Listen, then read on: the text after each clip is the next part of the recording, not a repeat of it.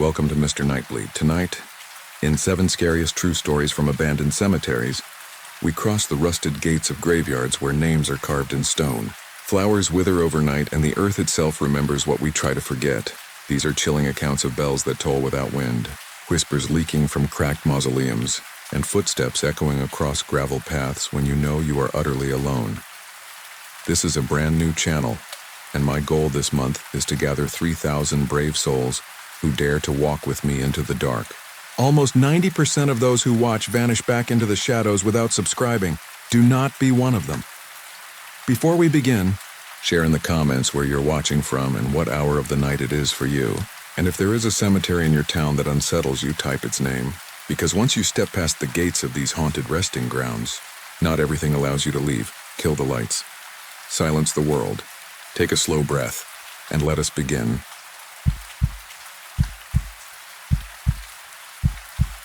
I never thought I'd share this with strangers, but my hands won't stop shaking when I unlock my front door at night, and I'm tired of pretending I don't know why.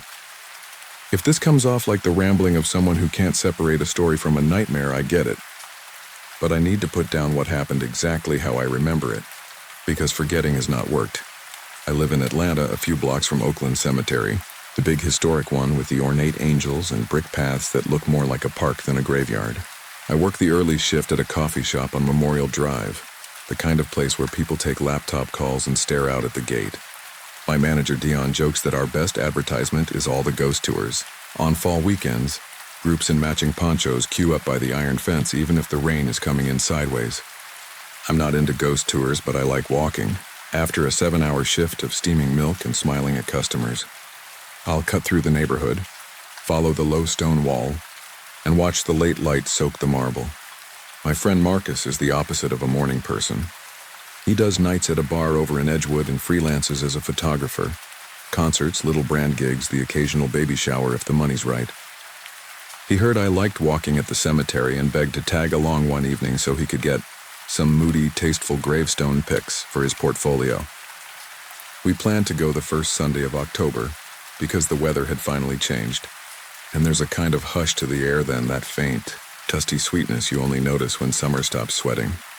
My sister Lena came too, because she doesn't trust my sense of self-preservation. She's in grad school at Georgia State for urban planning and has a city bike with a squeak you can hear a block away. She met us by the gate, the sky the color of old oranges, and locked her bike to the fence even though she never needed to. "This closes at dusk," she said, pointing at a sign. "Don't get us stuck. We'll be out before then," I told her. Marcus lifted his camera like a toast. "Golden hour," he said. "I will make you both look cinematic as hell." We weren't the only ones. A jogger passed us, earbuds in, the soles of her shoes whispering against the path. A couple with a tiny dog paused by the mausoleum near the bell tower and took selfies. My neighbor Ms. Patel was there too. She visits her husband's grave every Sunday at the same time. Leaves a marigold, says a prayer. She saw us and waved, asking if I wanted a piece of the chocolate bar in her tote. I took a square and felt oddly obligated to eat it right there, like a communion I hadn't signed up for. It melted against the roof of my mouth.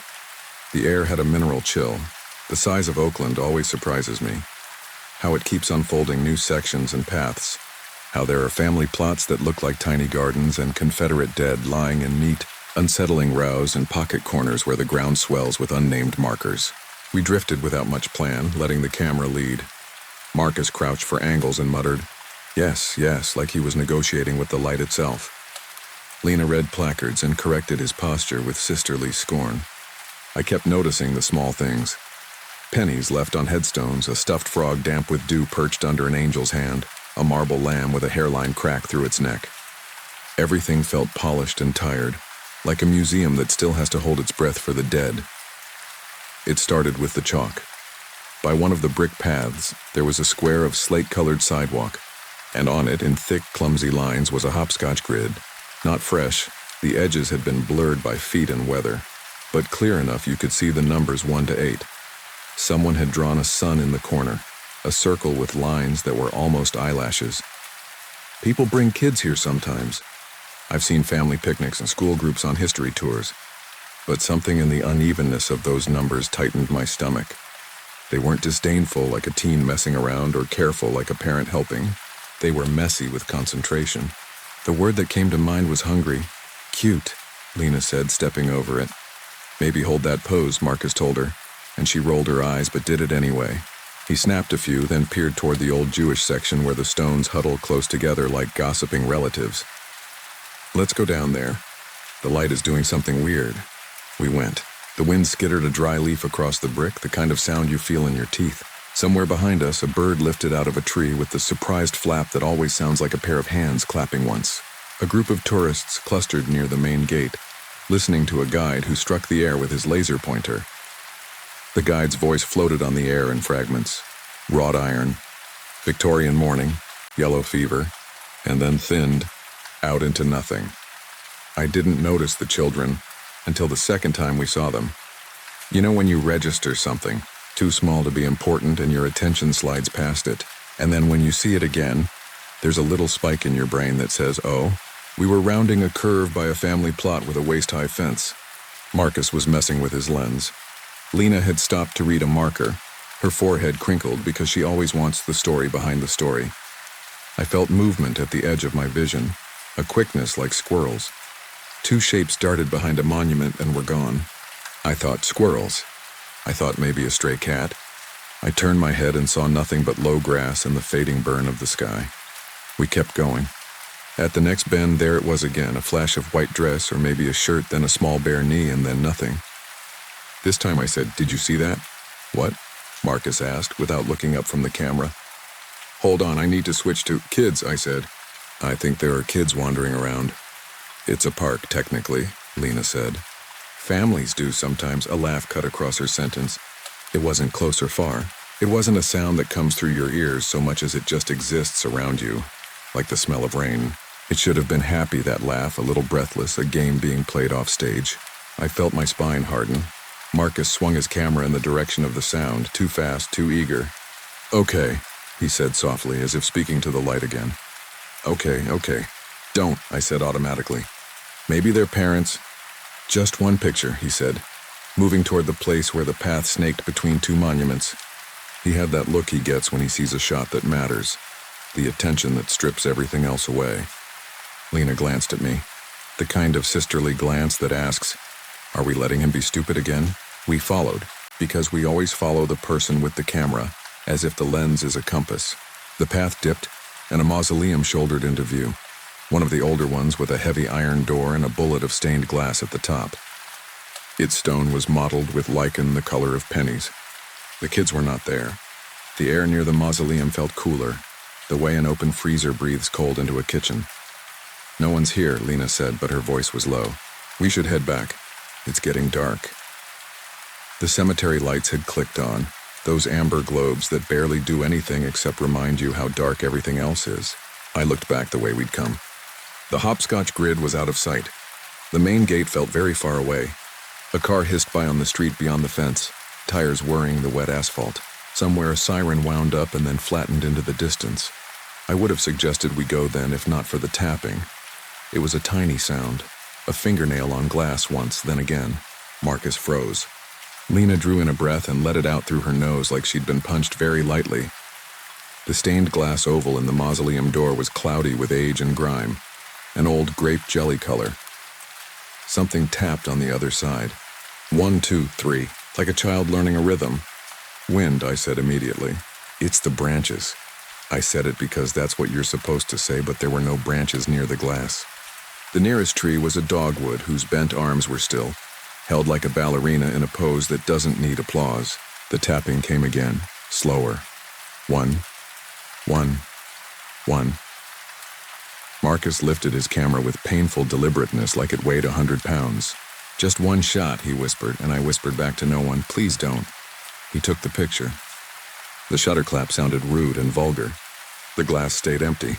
For a second I thought maybe the sound had been the camera bumping against the door, but Marcus hadn't touched it. He took another. The air got colder in the way I felt in my molars. Lena put her hand on my sleeve and didn't say anything. The laugh came again, but from behind us this time, not from the mausoleum. It was closer than I wanted it to be. Marcus turned too slow, like he was underwater. At the edge of the path, half visible in the bruised light, stood a girl. She was maybe 7, maybe 6. She had hair parted down the middle in a way nobody has anymore, and a dress that puffed at the shoulders. When I try to describe her face, I keep tripping over the same thing. She had eyes. Of course she had eyes. But what I saw for an instant made my brain say no, as if her eyes weren't set right. As if for a split second the place where they should be went flat like a smudge. Then she blinked in a very normal way, and her eyes were just large and dark, reflecting the streetlight. "Hi there," Lena said, and God bless her for sounding like a regular person. "Are you with your parents? Are you lost?" The girl lifted her hand and waved. I don't know why, but the exactness of the gesture, the way her wrist didn't bend, the evenness of her fingers made me want to cry. It was the wave you do in school when you're told to wave. Marcus lowered the camera, which was how I knew he was scared. He never lowers the camera. "Hey," he tried. Do you want us to help you find somebody?" Another figure moved behind the monument to her left. A boy smaller. He wore suspenders unless it was just the suggestion of them. His hair was combed tidy at the top and messy at the back, which I only noticed because my own parents were weird about the same thing in old photos. He peeped around the stone like a cartoon and then pulled back, giggling into his hands. "We should call someone," Lena said, quiet. "Security. Or a ranger. This isn't funny." "I'll go get help," I said. And when I stepped back, the little girl moved, and not toward me.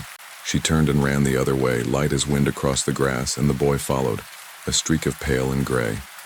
They went around the mausoleum and disappeared. "Wait," I called, even though I had no idea what I would do if they waited. We all trotted around the corner where they'd gone, breath visible now, a little fog in the breath of October. There was no one there. No rustle in the grass, no sound of small shoes, no glow of a phone. The only thing to greet us was the sealed iron door of the mausoleum on the backside, blank and unhelpful, and a feeling like when someone has just left a room you didn't know you were sharing. Lena tried the handle even though we both knew it would be locked. She knocked, then looked back at us embarrassed. Marcus lifted his camera again and then lowered it before finishing the movement. "I think I got them," he said, and he didn't sound like he believed himself. "Let me?" He shook his head, took off the lens cap he hadn't remembered putting on, breathed like he was going to be sick. "Let me check the preview." I watched his thumb scroll through images. A statue, a line of graves, Lena's arm blurry from a laugh, the hopscotch grid, the mausoleum door, nothing in between. He swiped. "There," I said, pointing, and he tapped back to the last shot of the path, the corner where the little girl had stood. It was empty. The light did something strange in the corner, a soft, bright seam as if the picture had been folded and unfolded. He pinched to zoom anyway, both of us leaning in, our breath fogging the screen. I thought of all the pictures I've seen online, the ones where there's a face in a window or a figure lurking between trees, and how I always tell myself it's just compression artifacts. The closer you look, the less you know. In the lower right of the frame, near the base of the stone, was a smear that might have been a hand if you wanted it to be. An impression of fingers. 5-4. You could make yourself see it. I did. "We need to go," Lena said, and something in the way she said it made me agree immediately. We turned toward the path where, far off, the glow of the gate lights gathered like a safe harbor. The wind kept switching sides, brushing one ear and then the other, so it felt like someone walking beside us. I tried not to keep count of our steps, but I did. 7 across the brick, 5 between junipers, 12 past the angel whose face always looks like it's about to move. At the last bend, we almost ran into Ms. Patel coming the other way, her tote on her shoulder and a Tupperware carried like an offering. "You should not be here after dark," she said, more worried than scolding. "They lock the main gate sometimes." "We're leaving," I said. "Come with me, Beta," she said, and she said it to all of us because that's what she calls everyone. "Don't stop. And don't talk to anyone." I didn't ask what she meant. We walked fast, her heels making a sober sound on the brick.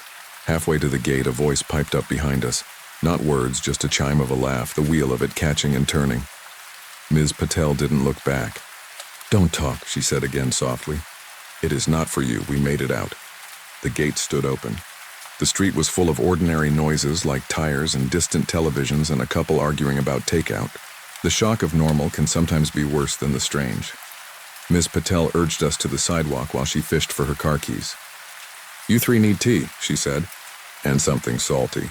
You look white like paper." At that precise moment, I could have sworn the chalk from the hopscotch grid had dusted the edge of my shoe. I looked down. There was nothing. When I looked up, the cemetery behind the fence had become what it always is after dark.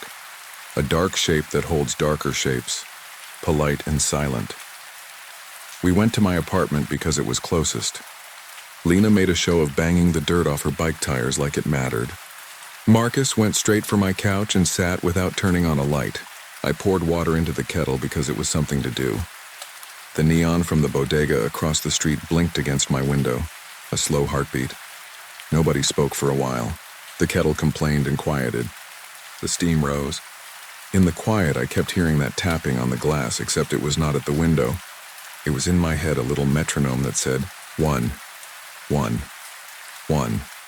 Dion, my manager, texted at 9, an employee group chat thing about the schedule, and the normalcy of it made me dizzy. I typed back a thumbs up and then switched my phone to silent. The tea tasted too strong. Lena pinched salt onto 4 Ritz crackers, the way our mother always did when our stomachs were bad, and handed them out like medicine. Marcus stared at his camera in his lap as if it had betrayed him. Eventually, we tried to rationalize. There had to be a family still in there, kids who ran ahead. The weirdness with the glass could have been an animal, or a leaf you only think you saw. The photographs. Well, these cameras misbehave in low light, right? The mind fills in. We were tired. We spooked ourselves. I'll go back tomorrow in the daylight, Marcus said finally.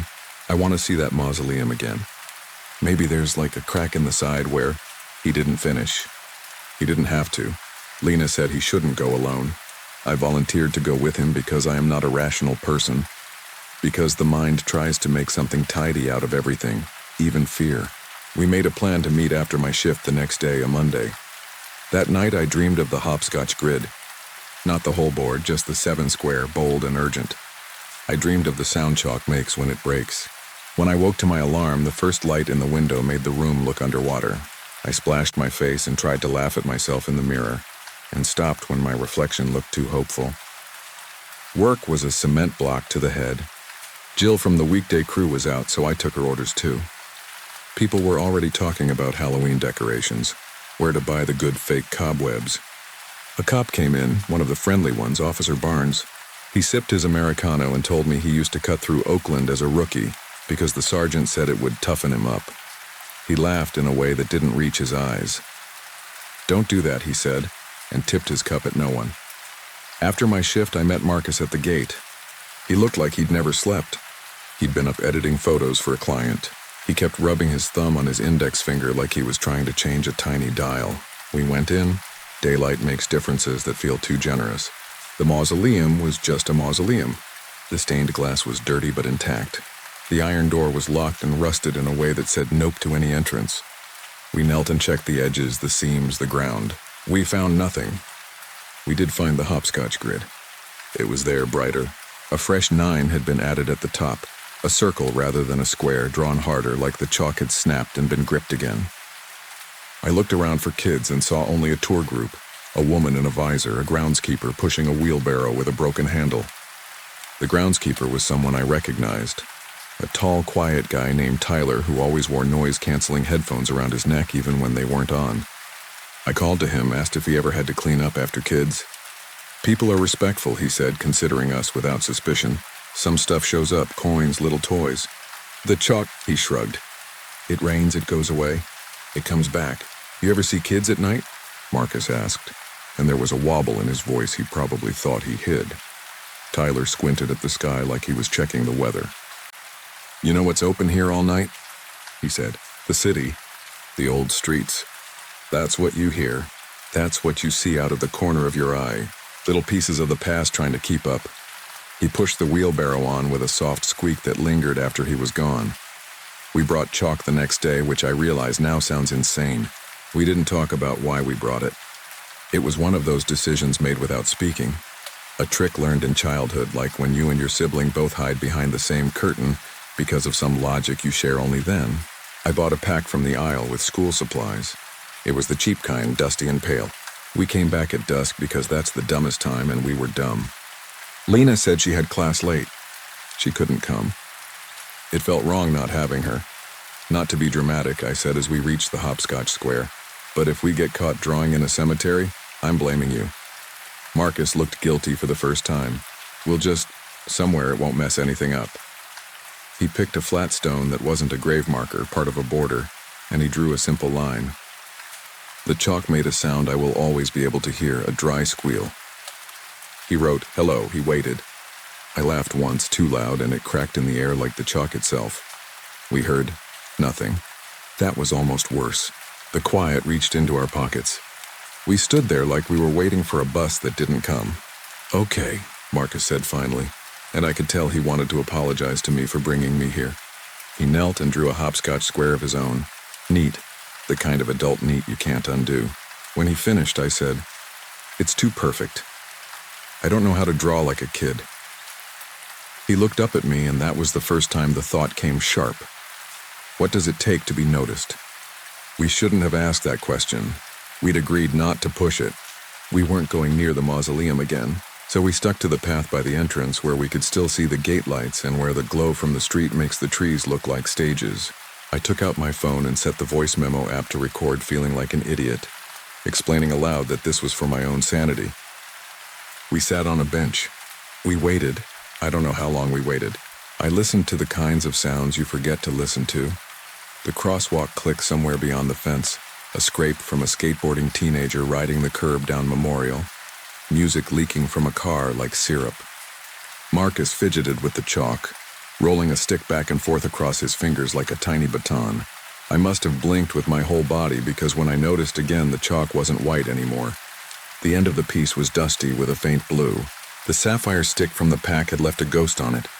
Except we hadn't opened the blue. I looked at the hopscotch board. At the top, a new 10 had appeared. The chalk used was not the one we brought. The numbers had the same messy hunger as before. The 0 of the 10 was too big, a mouth. I tried to sound normal and failed. Marcus, he was already standing. He had stepped into the first square and then out again, testing like you test ice. "Don't," I said. "It's not, don't play with it. It's a kid's game." He forced a laugh that made me hate him for half a second. "See?" He hopped softly into the 1 square and then the 2, and it was so gentle, the movement of a man stepping into an old photograph of himself. He stayed there, balanced. "If there are kids," he said, not looking at me, "maybe we just show them we see them. That we're not..." The sound that interrupted him was the absolute smallest sound. It was the sound of chalk being used. Behind us, not close. The hair rose along my arms in a wave. We both turned at the same time, our bodies making the choice for us. In the dimness, a stick of chalk was moving on the sidewalk by itself in short, careful strokes, as if guided by a hand too light to be seen. First a line, then a short cross line, then another line below, a letter, an A. The chalk lifted. It fell again. And I didn't breathe. If I am honest, I wanted to cry. Not because it was terrifying, although it was, but because it was suddenly so sad. The chalk made a shaky O. The letters the chalk made spelled my name. I could have left then. I could have turned and run for the gate.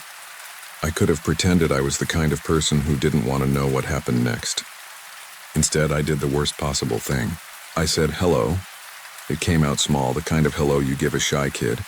"My name is..." I didn't finish because a giggle bubbled up near my ear and ran away like a drop of cold water. The letters stopped. The chalk rolled as if someone had set it down too fast and it skittered on its own. Marcus said, "What do you want?" And I hated him again for being too direct, like he was the teacher who tees up the question nobody wants to answer. The chalk returned to the ground. It made a crooked line. It made the letter P, then L, then A. The letters crawled out until we had PLAY. "Okay," Marcus said, his voice cracking into a whisper. He looked at me like I had veto power. I shook my head without meaning to. He stepped into the next hopscotch square anyway. Just to show, he hopped. He landed, he hopped again. It was gentle, almost tender. The chalk scraped somewhere off to our left, and when I turned to look, I saw a small hand. Pale, quick, 5 tiny crescents of nails. It rested for a second on the edge of a headstone and then dropped out of sight. I don't know why the sight of that hand moved me more than the chalk, more than the laugh, more than the name written on the sidewalk. It made it real in a human way. I wanted to ask if it was cold, if it was tired, if it needed to go home. Marcus hopped to the 8 and landed with a little grunt. He was breathing through his mouth. The air had the taste of pennies. "Almost done," he whispered. "We'll go, I promise." When he went to hop again, his shoe slid on the edge of the square, and he pinwheeled his arms, and I reached my hand out without thinking. He caught my wrist. His fingers were sweating and cold. He found his balance and laughed shakily in a way that sounded like it hurt his ribs. "I'm fine," he said.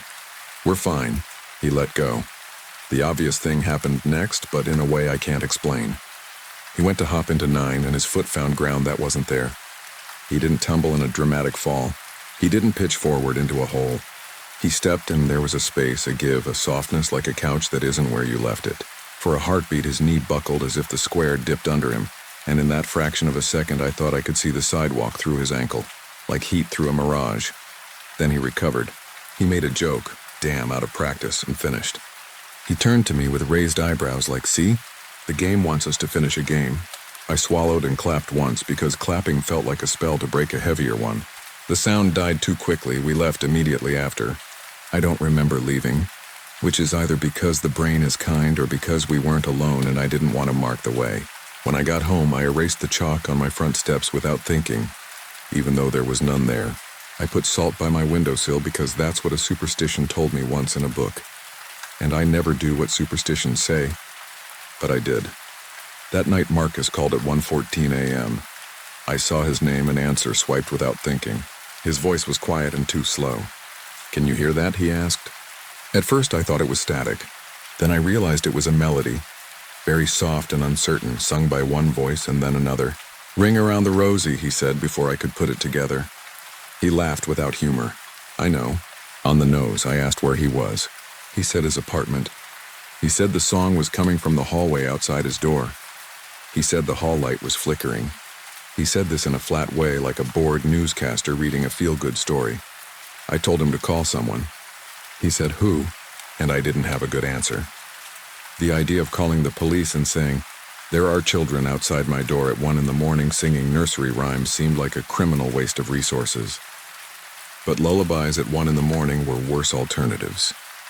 Lena texted me, "You up?" At the same time. I conference called them both because I didn't want to say the words twice, and because part of me didn't want to be the only one hearing what I was hearing through the phone. I needed someone else to suffer the same frequency. We all listened. The song went around again, more confident. Then, like a record pulled off a player, silence. The kind that hurts your ears. The kind that makes you aware of the small human sounds you make. Swallow. Breath, hard in your neck. When the knock came, light. Polite, deliberate. Marcus breathed like he'd been underwater longer than anyone thought. "Don't," I said, although he hadn't moved. He whispered, "What if it's someone who needs—" Then a child's voice said his name through the door. Not how a friend says your name. How a kid reads it off a class list. He hung up on me. I called back 5 times. He texted once, 1 sec, and I didn't get anything else for half an hour. When his name lit my phone again, the relief shuddered out of me so hard I had to lean against the fridge. He said it was nothing. A neighbor's TV, I think. Sorry to freak you out. His voice was too fast and his words stacked on each other like falling books. The next day, he didn't answer at all. He showed up at my shop with eyes that looked rubbed raw, like someone had taken a rough towel to them. He said, "I went to Oakland this morning. I don't remember deciding to, I just ended up there." He rubbed his thumb against his finger. That little invisible dial faster. There was a toy at the mausoleum door. A wooden top. You know the kind you wind with a string? It spun on its own for a second. He laughed, and it wasn't a laugh. I didn't bring it home. I'm not an idiot. He put his head in his hands and said, muffled, "I don't think they like that we left." We all agreed not to go back. This was maybe the first sensible decision we made. For 3 nights, I did everything like someone preparing for an exam. Salt, lights on, television at a low murmur so my apartment had company. When I slept, it was like falling off a truck. When I woke, it was like my blood hadn't moved. The 4th night, it rained. The real fall rain. Coughing out of the sky in a way that made the gutters complain. The sound smoothed my nerves. Rain makes the world shared. Other people are forced indoors with you. Less likely to be outside your door with chalk. I went to take the trash down to the building's bins behind the alley and stopped when I saw it. On the step, under the small overhang that kept it dry, was a hopscotch grid drawn in my chalk. The same 2 large circles for zeros, the same messy hunger to the numbers. It began at my door and ran down the hallway 2 squares and then stopped, because the hall was too narrow to keep going.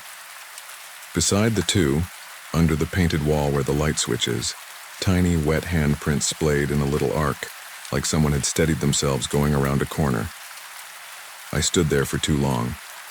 Then I kicked the chalk with my shoe and made myself call out, "Very funny," in a voice that sounded like someone else's. No one replied. My upstairs neighbor's TV was on, a reality show wash of voices that wouldn't resolve into words. I cleaned it with a wet towel and bleach because I didn't know what else to do. I threw the towel out. I went back inside and locked the door and then unlocked it and then locked it again because my fingers needed a task. The lock clicked too softly. When I texted the photos to Lena and Marcus, she replied immediately with, "This isn't a prank, right? I will murder you in a kind, loving way." He didn't reply for a while and then said, "They wrote my name on my window." He sent a picture.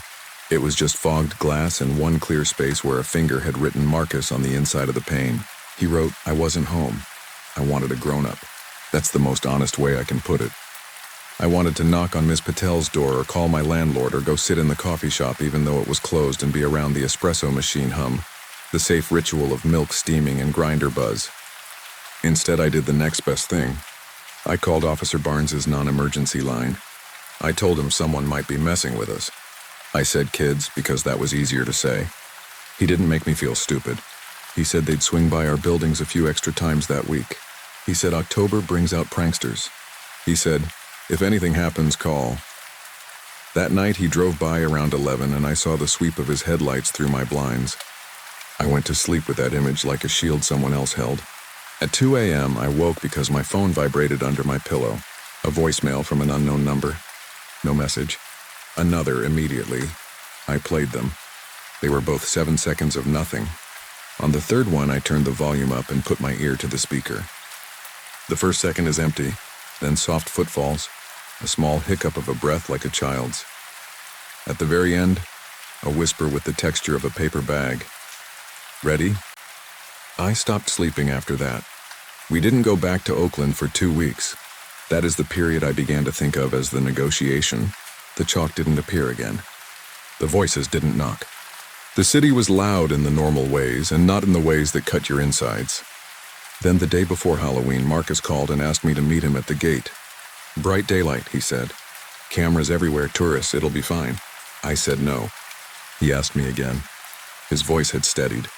It was the steadiness of someone who has decided to jump whether you come with them or not. Lena insisted on coming. She said, "We're making a rule. We stick to the main paths. We leave if anything weird happens. We talk to people around us like normal humans." She brought a hot chocolate in a thermos the size of a baby. It steamed in the cold and smelled like rescue. We went in. The place was jammed. Families. A trio of goth teenagers posing like crows on a statue base. A tour group in matching scarves. 2 policemen talking to a groundskeeper about an unauthorized drone. The day was bright and almost ugly with sun. I took a breath and for a second, felt stupid for being scared of a place whose worst threat that moment was a stranger's camera. We made a slow loop. A volunteer in a yellow vest waved and said, "Happy early Halloween?" I stuck close to them like I could borrow their safety. We passed the mausoleum but didn't stop. The glass was just old and purple and the iron just old and stubborn. Marcus didn't lift his camera. We kept moving. The hopscotch board was gone, washed off maybe by the rain, maybe by an actual person with a conscience and a hose. We reached the small hill near the Jewish section, where the stones cluster and the brick path is half buckled by tree roots. A man with a tripod was there, so still he could have been a statue. He had a portable speaker at his feet, low crooning some indie song. He smiled apologetically when we squeezed by, and for a moment the created friendliness of the world returned, and I could pretend we were in it. Then a child ran past us, close enough to brush Lena's sleeve. We all jumped. The child was real. Her mom called after her, laughing. The child in the yellow jacket threw herself at a patch of grass and rolled. I laughed too, but it broke and died. When I lifted my eyes at the edge of the cluster of stones, there was a boy sitting on the ground. He wore a small navy coat I only noticed because the modern coat looked wrong on him. His hair was parted in the middle that same precise way. He had his knees pulled up, his arms wrapped around them. He wasn't looking at us. He was looking at a little red top that spun on the ground in front of him, except there was no string in his hands, and it spun so continued and true that even the air seemed to hold its breath for it. I shut my eyes. When I opened them, he was gone. Okay, I thought. Okay. I turned to say we had to leave and saw Marcus staring at the ground where the top had been. There, pressed into the dirt, were 5 little circles close together, the marks of fingertips pushing down. They were fresh enough that if you touched them, they would be yours, if you know what I mean. He took a step toward them like he'd been called. He was slow, deliberate. The sound that came off him wasn't a sound. It was the absence of one. I said his name and he didn't look at me. Then Officer Barnes appeared like a scene change, as if the city itself had sent him. He had his hat in his hands and the same Americano I always make him. He said, regular as anything, "Afternoon, folks," and the spell folded itself away like a handkerchief. The hill was just a hill. The dirt was just dirt. Barnes tilted his head at us like we'd been caught doing something and he couldn't remember what the something was. "Y'all enjoying the weather?" he asked. "Yeah," I said, and my voice came out firm. "We were just leaving." We left. We didn't discuss it on the way home because we didn't have to. At my door, Lena hugged me hard and said into my shoulder, "If you go without me, I'll be so mad." That night, I pushed my dresser in front of my bedroom door because it felt like doing something. I slept badly when I slept at all. I'm almost done. If you've read this far, thank you. Writing it out like this feels like carrying a container that's too heavy, and knowing you can't set it down without breaking it. 2 days ago, it happened again, but not at the cemetery. I was closing the shop alone. Dion got called into a meeting. Jill had a dentist appointment. The last customers were 2 tourists wanting directions, and a guy who ordered an espresso and drank it like a shot and left without wiping his mouth. I put the chairs on the tables. I wiped down the counters. I turned off the grinder, which always sounds like it has one last grind in it even when it doesn't. The sky outside had that last shallow light that could be afternoon or could be night if you weren't looking. There was a tap on the window. 1, 2, 3. It was probably nothing. The dumbest leaf in Georgia, a moth. I went to the window anyway because of course I did. The sidewalk was empty. The reflection of the shop gave me back a picture of myself holding a rag like a flag. Then from the very bottom corner of the window where the glass meets the sill, a small smudge appeared. It moved upward in fits. It was the smudge a child's hand would make pressing up from the outside, a small palm leaving a crescent of moisture with each climb. It moved like someone was trying to see in. The last mark it made bloomed into 5 little bulbs of clarity like a star. I stepped back so hard I hit the chair behind me. It fell and made the kind of sound you can't hide, so of course someone noticed. Someone always notices the wrong part. A woman passing by peered in like she thought I was closed too early. I stood there with the rag in my hand and felt. Ridiculous is the word, even though ridiculous doesn't cover it. Then I did something that felt like a betrayal. I wiped the prints away. I spread salt on the sill because now I'm that person. On my way home, I took the long route to avoid the cemetery, even though detours make you look like you're afraid of something, which I am. When I reached my building, there was a new chalk grid on the sidewalk across the street. It was perfect, adult neat. Some kids had played there earlier. I'd seen them, a dad wearing a baby carrier, a girl with a pink helmet. This grid was not that grid. It had an extra box, a 0 at the bottom, and under it in small letters the word start. I turned away and called Lena. We let the phone ring the way you do when you need the ring to fill the part of you that wants to run. She picked up and said without hello, "I'm looking at my window." "What about it?" "There's..." She paused. "Not fingerprints. Maybe a reflection. It looks like..." Another pause. "It looks like someone has put their face against the glass like when you were a kid, you know? When you wanted to see inside a store after hours? It's nothing. It's absolutely nothing. Don't wipe it until I get there," I said, and started walking fast, and I wish I could tell you I never looked back at the chalk. But I did. And I swear to you this. In the space of that one glance, very small and very definite, the start had been smudged, and above it, in a little line like a row of teeth, were bits of broken chalk on the sidewalk. The wind didn't move them. The wind was somewhere else. I'm writing this now because we keep pretending to stop. The pretending isn't working. Marcus says, "Don't feed it," like it's a stray cat that knows your address. Lena says, "Look away," but she doesn't, not really. Ms. Patel left a small marigold on my stoop yesterday with no note, and I stood there like an idiot and wanted to cry. Officer Barnes says, "Call if anything happens," and what I want to say back is, something is happening in the spaces in between the things you can respond to. I know what you're going to say. Move. Stop going. Stop seeing. I keep thinking of that first laugh. How bright and normal it was, the way a laugh can be both a welcome and a trap. I keep thinking of that small, formal wave like a child told by a teacher to wave properly. I keep thinking of the top.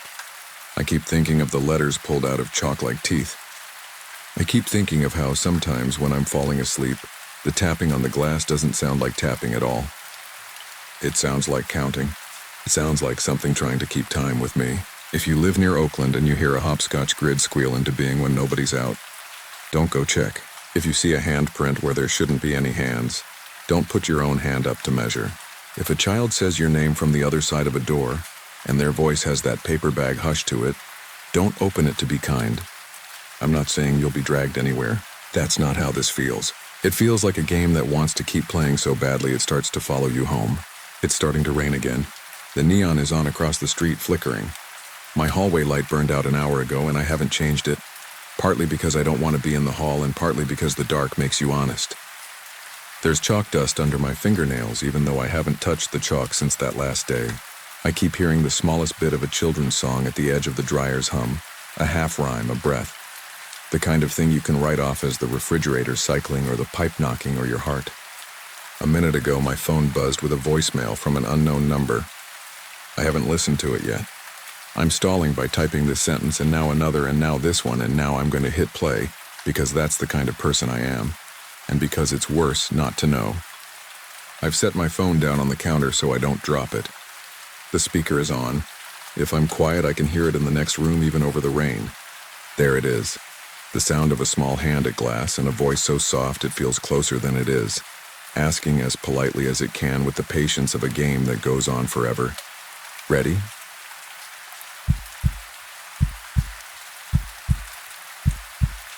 I never thought I'd share this, but writing it down feels more manageable than letting it live in my head. If you're from El Paso, you already know what I'm talking about.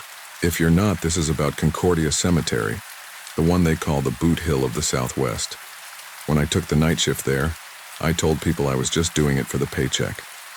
The truth is, I wanted to prove something to myself. The way you touch a hot stove because you think you're smarter than the last person who got burned. I was 29, in between jobs, crashing a lot on my sister Marisol's couch in a little place over by 5 Points. She was patient because she's always been patient, but rent is rent, and the apartment didn't magically get bigger. A buddy of mine from high school, Kevin, hooked me up with weekend security shifts through his uncle's company.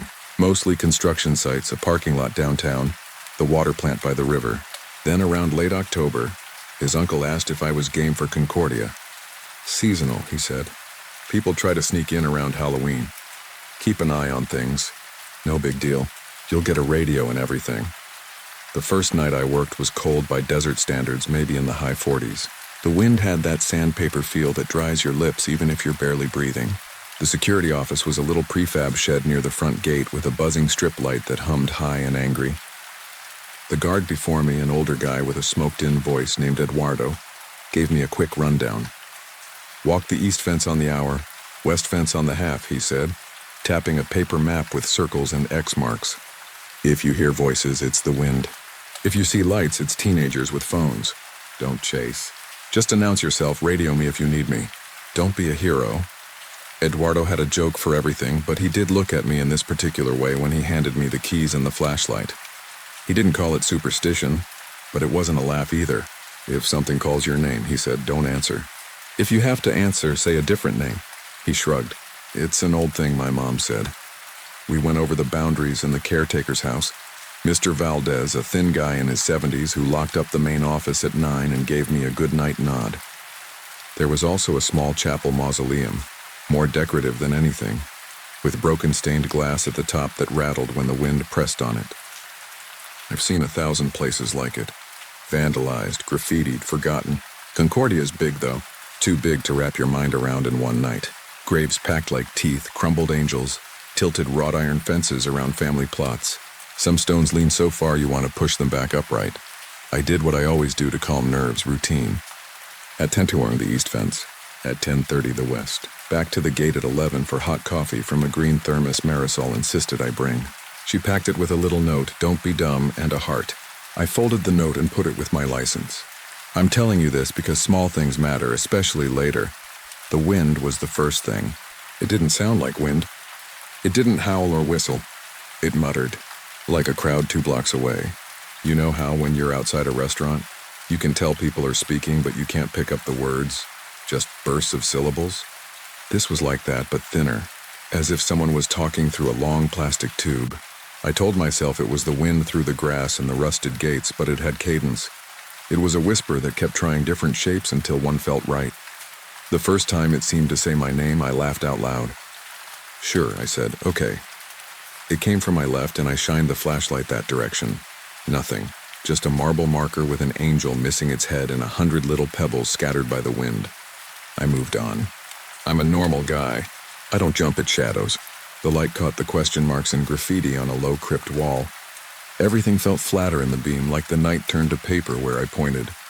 At 11:45, I heard a metallic tap from the far end by the west fence, where the chain link had been secured with fresh ties. Tap, tap, someone testing the give. Kevin always said to announce yourself early. Half the time they leave just because they know you're there. So I said, "Security. This is private property. I'm coming over there." My breath blew white. The air tasted bitter like blown dust and something faintly sweet like old flowers stashed away. Another tap. Then a whisper that felt too close. "Roberto." That's my name. It came from behind me this time, and you know that part in movies where the guy slowly turns around? In real life, you whip around so fast you almost fall.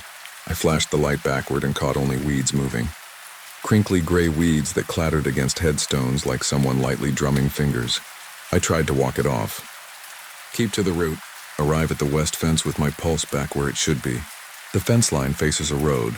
Beyond that, low warehouses, and further south the dark black of the river. A border patrol truck rolled by once and didn't even slow down. There was no one in the fence line. I did notice one of those little wind socks someone had tied on a grave, a faded orange ribbon, twitching in short bursts to the left when the wind was coming from the right. If I'd had someone there with me, I'd have called them over and asked if they saw it too. And maybe it would have been funny the way weird small things are. Instead, I called Marisol on my lunch break at midnight. "How's the haunted dirt?" she said. She had put on a movie and the TV was low in the background. I could hear the muffled rise of music. "Don't be dumb," I told her, reading my note back to her. We bantered. It felt normal. When we hung up, she said, "Text me when you're off so I know you didn't get eaten by an old cowboy."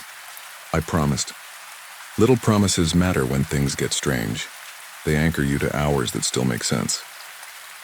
The second night, Kevin came by at 10 with burritos because he's that kind of friend. He parked by the front, gave me the food through the gate, and we stood with the fence between us like we were in some old movie where the guy is locked up. "Any TikTok kids last night?" he asked. "Not really," I said. I didn't tell him about the voice. I'm not the type to fall into that role, the dude who hears things. He looked around and pointed to the far western corner. "I used to cut through here when I went to tech," he said. Dumb, I know. It always felt like I was walking across someone's living room. We ate. Our breath made little clouds.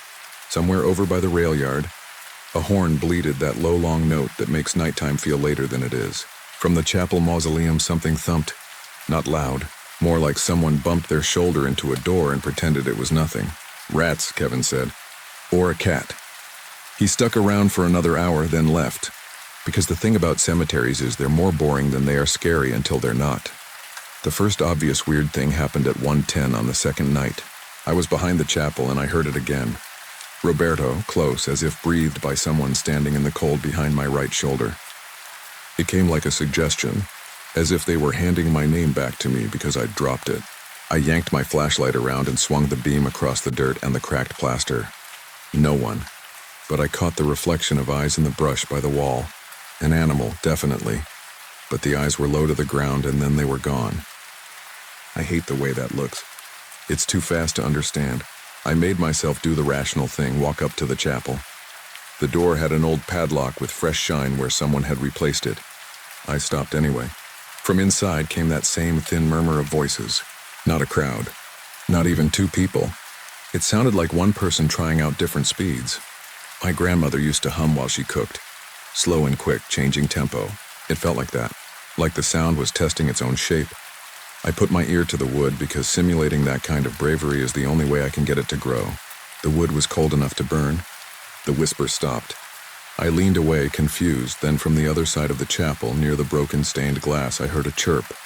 It was my radio, which I'd clipped high on my jacket, catching some kind of interference. It buzzed with static, then a voice peeked through. The guy from dispatch back at the office checking in. "Concordia, you copy?" His voice blurred around the edges like it was smeared by wind. I keyed my mic. "Copy, just doing a sweep." He said something else, and for a second his voice blended with the whisper until they were the same noise. At 2 a.m, the city feels more honest. People are asleep or racing red lights. I walked the east fence and a plastic bag lifted on the wind and slapped the chain link, and I nearly jumped out of my skin. I was getting tired, which makes you wide open to suggestion. A cop car rolled by slow, the driver's window down. Familiar guy with a clean haircut. Leant Ortiz, I later learned. He lifted his hand and I lifted mine. And neither of us wanted to be the kind of person who stopped. Not because of fear, because then we'd have to talk about why. On my third night, Mr. Valdez, who kept to himself and had the kind of posture that looks expensive, met me by the office before he left. "Don't go near the Chinese cemetery section," he said. "The fence is down back there and I'm waiting on the city. Kids, they take stones and leave beer cans." I asked him if the wind always sounded like it had a throat here. He watched me too long before he said, "My wife says she hears Spanish out here." "I hear English." "Eduardo?" He nodded. "He says he hears his mother in it." I tell myself it is the highway. "What do you hear?" I asked. He shrugged.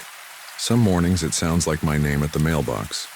Sometime around midnight, 2 teenagers tried to squeeze under the fence by the maintenance yard. I caught them half through, one boy, one girl, pale with that particular bravery, both looking at me more annoyed than scared. I shined my light at my own shoes so I wouldn't blind them and said, "Nope, out. I'm not doing paperwork tonight." The girl apologized. She said her aunt had told them about the witch who walks the graves, and they left, pushing each other and laughing once they hit the sidewalk.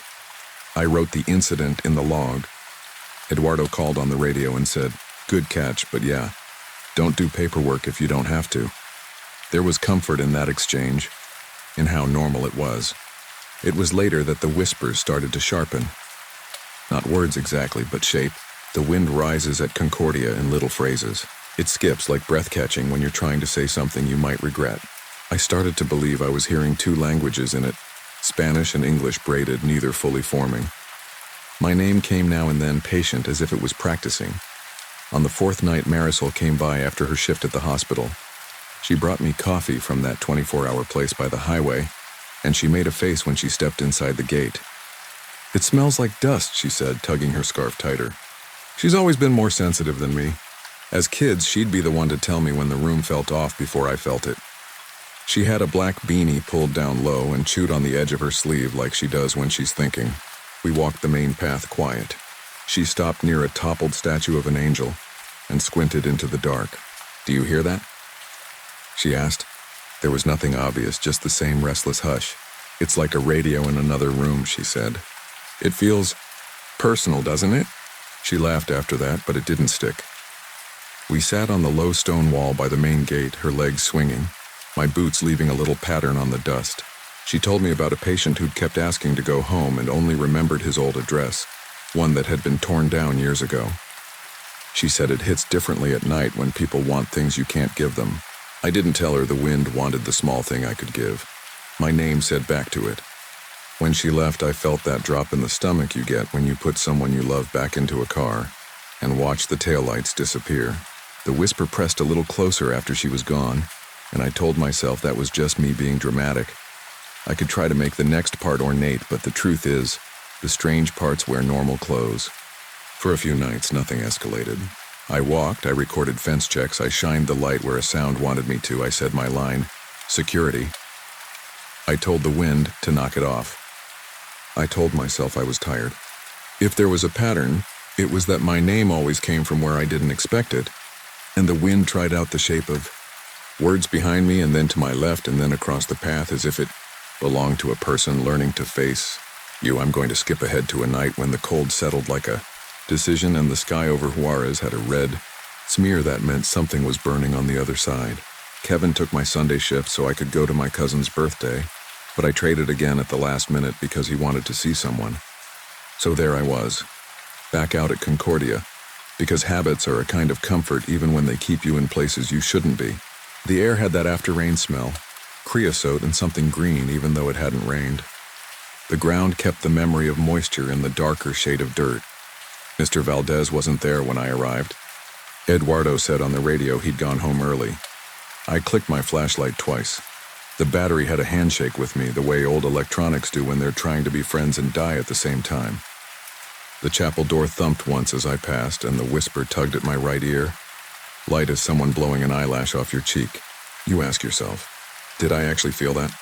Or did my mind tape a memory over the present because it fit better? At 1 a.m., my radio popped and fizzed, and I heard my name again, but this time it wasn't the wind. It was a woman's voice. Roberto. The way my mother says it when she's about to tell me to take out the trash. I keyed the mic. Go ahead, I said, aiming to sound casual. Nothing, just the usual static. Dispatch, I tried. Then my own voice, tinny, replied, go ahead. I froze with the mic still pressed to my jacket. For a second, my steroid-slowed brain tried to find the path forward. I don't do drugs, I wasn't drinking. I'd had coffee and a burrito and 2 granola bars that tasted like cardboard. Then again, as if we were playing telephone with no one in the middle. Roberto? Who is this? I asked. My voice came back to me a second later on the radio. Who is this? It wasn't the natural delay of a signal. It was off by just enough, like it had waited to hear the end before it began. The wind rose and fell. Somewhere a plastic bag ticked against the fence. I wanted to throw the radio, but I kept it clipped where it was. If you throw away the one thing connecting you to the people who aren't here, you feel it immediately. I think I knew then that something simple had ended. I headed toward the west fence because the ground there was more open, and something about being in the middle of anything felt smarter. As I passed the Chinese cemetery section, where Mr. Valdez had said the fence was down, I realized how careful I'd been not to look too closely at that corner. It was darker than the rest, maybe by a degree. The wind found a different note there. It sounded like a breath drug across a bottle. I stood and listened because that is the only way to know what you're afraid of. Roberto, the wind said, in a voice that wasn't wind. The junk around it, the sand skitter and the leaf clack kept going, but the voice sat on top of it like a stone in a stream. It came not from behind me, not from the right, but from the place in front of me where the shadows looked like a knocked-over chair. I didn't answer. I remembered what Eduardo had said in Mr. Valdez's mailbox. I kept my hands out of my pockets so I wouldn't clench them. Night doesn't like clenched hands, Rob, it said next, and that was worse. That's what Kevin calls me, and my mother when she's rushed, and Marisol when she's making fun of me. Rob, can you... And the wind grabbed the end of the sentence and wrung it dry. I thought about leaving. I could walk to the front gate, lock up, radio that I'd been sick. People call in sick all the time for real reasons and invented ones. But the job is to stay where you said you would be, and quitting is a thing that echoes longer than you think. So I stayed, and I stood, and the wind tried out my name again, like it had all the time in the world to get it right. Around 1:30, 2 El Paso PD officers met me at the gate. A call they said they had to do because someone in the neighborhood had reported lights in the cemetery. It wasn't me. They could tell by the complaint that it was kids. Lieutenant Ortiz, the one I'd waved at before, came with a younger officer who had a face that hadn't learned to hide boredom yet. We walked the path together, our flashlights making the place feel like a stage with too many spotlights and no actors. Ortiz made small talk. How cold it gets when there's no clouds, how the coyotes sometimes come up from the river.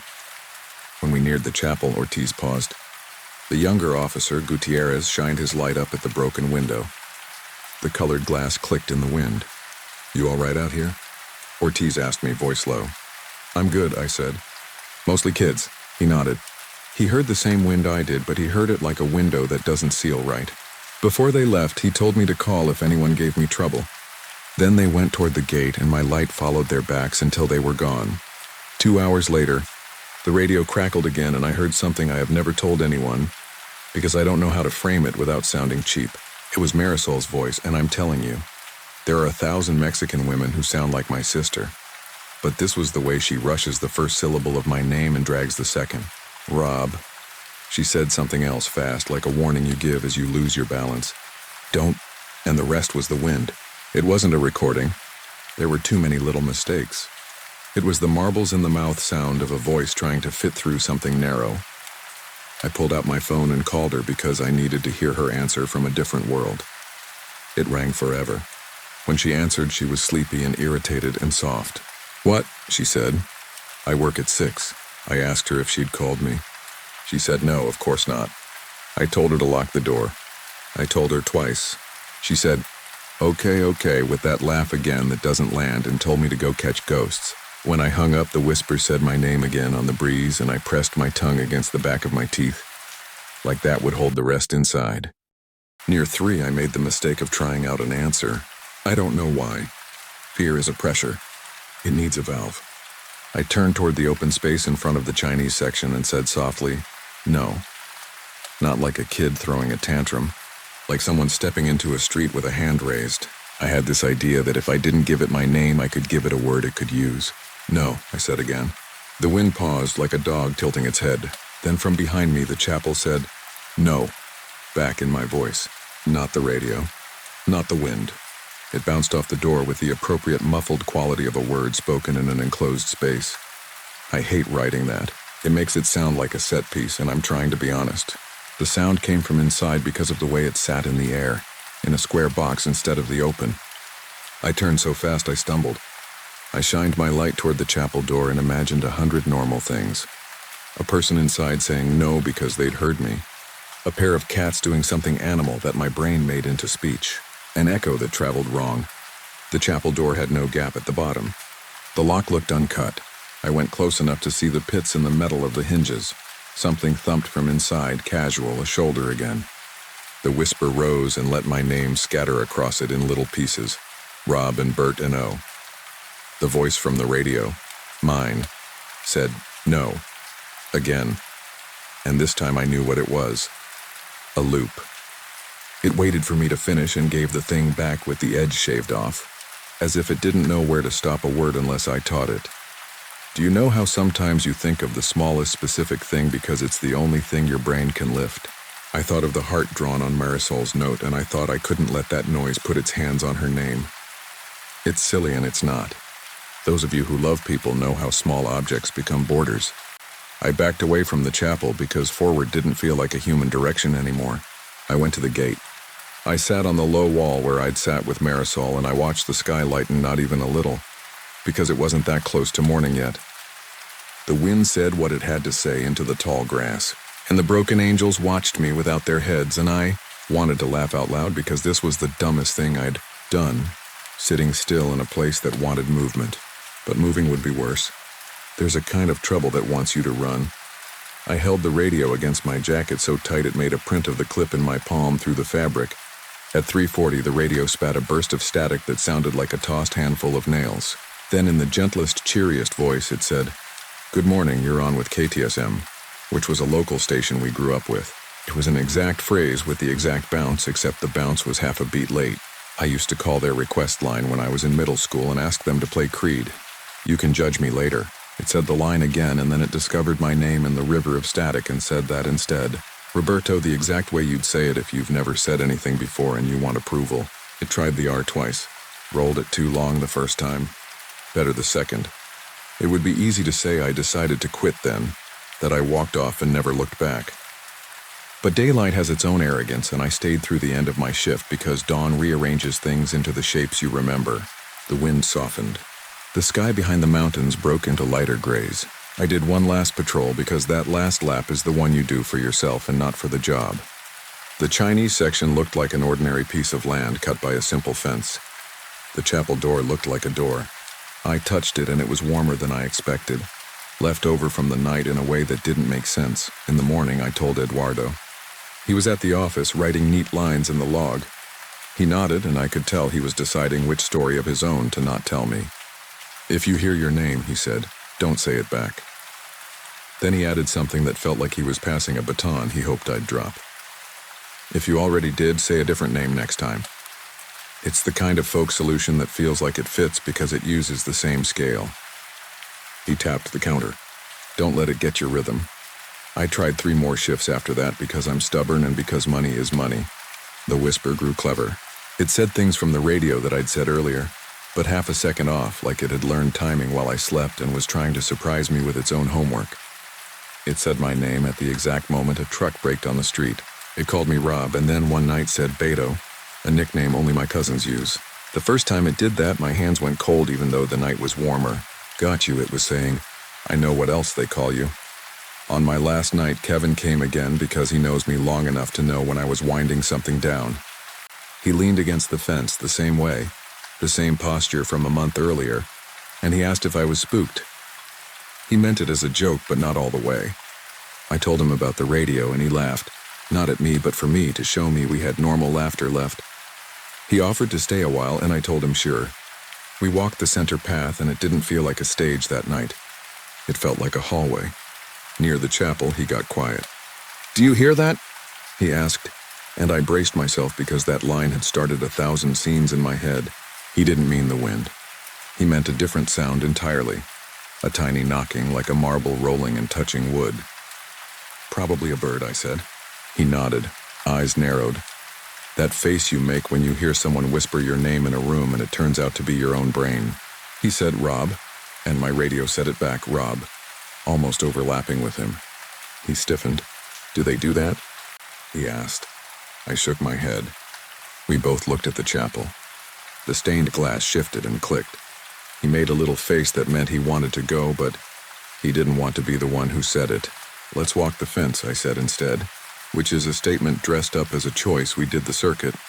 On the east side, a neighbor in a red hoodie walked his dog, a beagle who stopped and stared between the bars like he knew something fundamental about dogs and fences and people on the other side. The neighbor saw us and waved in that neighbor way where you don't want to talk, but you'll throw respect across distance. A border patrol truck did a slow pass. Airplanes on approach blinked too far away to help us. I told Kevin about Eduardo in the mailbox. He told me about a job in Phoenix he was thinking of taking. We made plans we both knew we wouldn't keep. The wind carried a stray strand of somebody's music from a party several blocks off, an accordion riff fast and bright. It sounded like daytime. For a bit, we got to ride that lightness. Back near the chapel, we were joking about how we'd both cried in the 4th grade when the Iron Giant died. And then the radio, with the impeccable timing of something that wanted us to notice it, said, "Don't." Just that. "Don't?" It was the woman's voice again, the not quite Marison one. "Don't what?" "Don't go near. Don't say my name. Don't pretend this can end with a story and a neat moral." Kevin looked at me like he wanted me to say it was a prank. I didn't. We stepped closer to the chapel because that's what you do when you think you might be repeating a story people tell later. I touched the lock on the door. It felt too warm, like I'd been holding it in my pocket. "Don't," the radio said again. And this time you could hear the edge of panic at the end of the word, the way you do when someone sees something you don't yet. I backed away, and to my left, near a low headstone, the wind tried out a new shape. It said Kevin. It didn't get it right the first time. It said Kevin, like a radio host reading from a card. The second time it got it right, and the radio repeated it with that half-beat delay. Kevin went pale. The kind of pale you can see in the dark. "Nope," he said, and I've never heard him say it with that weight. He turned and walked fast toward the gate, and I followed, because a lot of bravery is just not wanting to be alone. He waited until we were under the streetlight just outside the fence to say, "What is that?" I told him I didn't know. He asked if it had always said different names. I told him no. He asked if it had said Marisol's. I lied without even meaning to and said, "No." He rubbed his arms and said he felt like he had a fever. We stood there until he had a reason to drive away that wasn't the wind said my name. He said he'd text me when he got home, and I watched his taillights go like before, and I told the dark I wasn't impressed with it. I stayed to the end of the shift because if I had left early, I would have had to explain.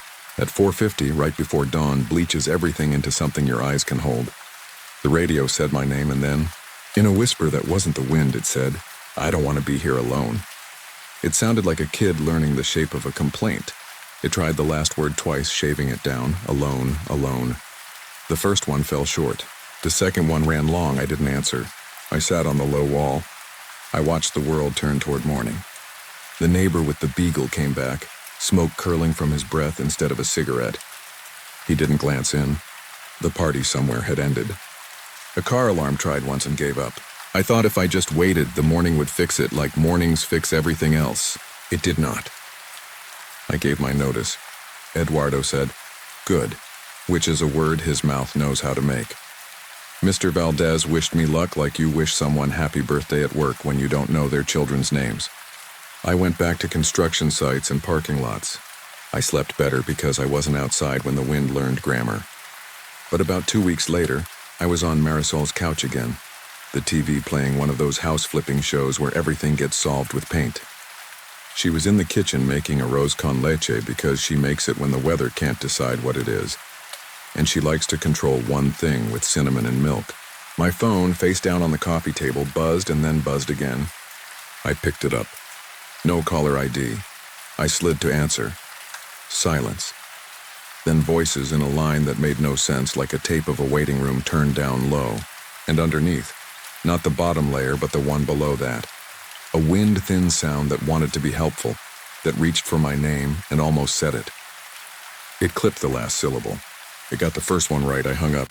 The TV host told me to consider an open floor plan.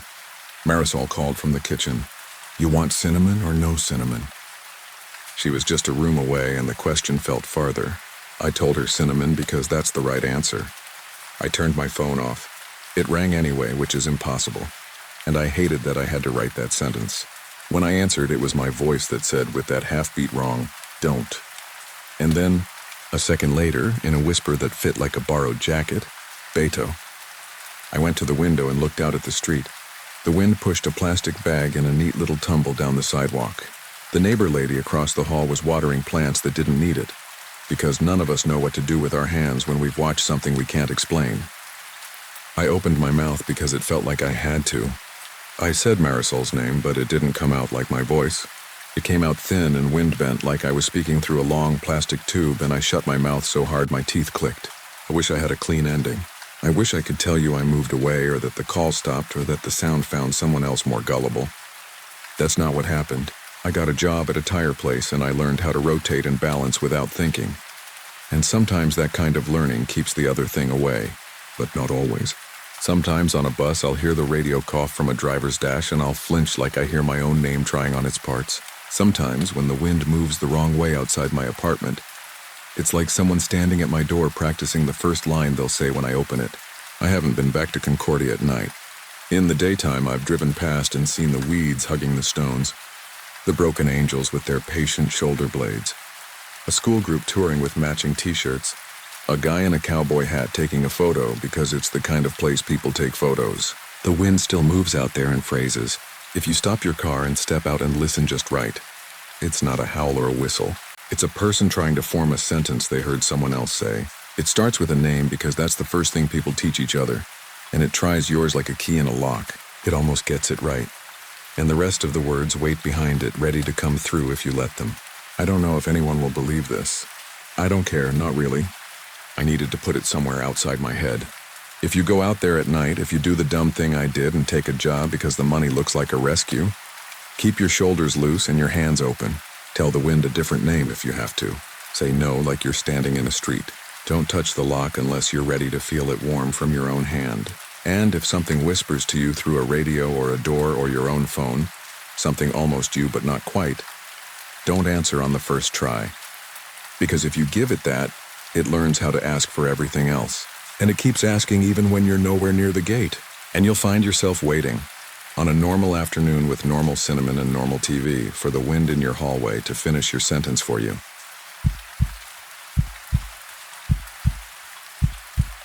I never planned on writing this for strangers, but my hands won't stop shaking unless I put it somewhere outside my head.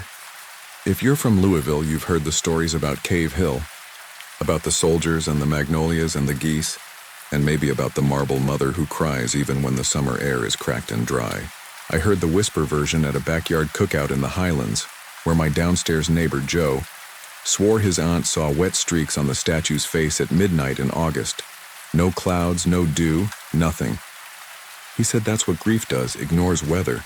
It sounded like one of those things people say to fill the silence between cicadas and the clink of beer bottles. And then I touched her hand. I wasn't alone. My younger sister Mara had moved back into town after grad school, drifting through that weird year where every job description wants 10 years of experience for an entry-level salary. She was restless and curious.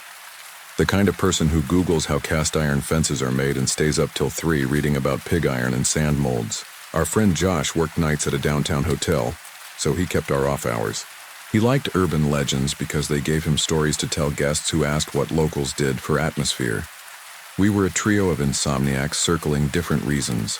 It started with the sound of water, which is stupid because the apartment was old and the pipes ticked like knuckles in winter. But this was summer. I'd wake to a faint plink-plink from the window unit like it was crying, though the drip pan was bone dry. The air felt wrong, like a cold spot you walk through at the grocery store near the freezers. I mentioned it once over breakfast. Mara rolled a grape around her plate and said, "Your brain is trying to stick a label on new stress. That's all." The grape left a wet track on the ceramic like a slug trail.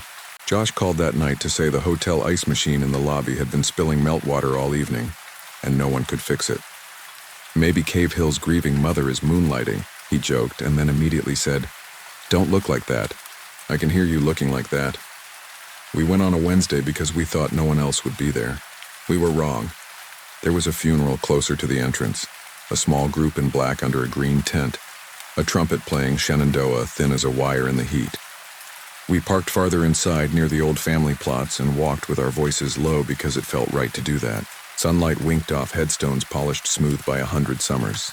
There was that warm mineral smell that happens when rock bakes all day. Geese honked like they owned the place.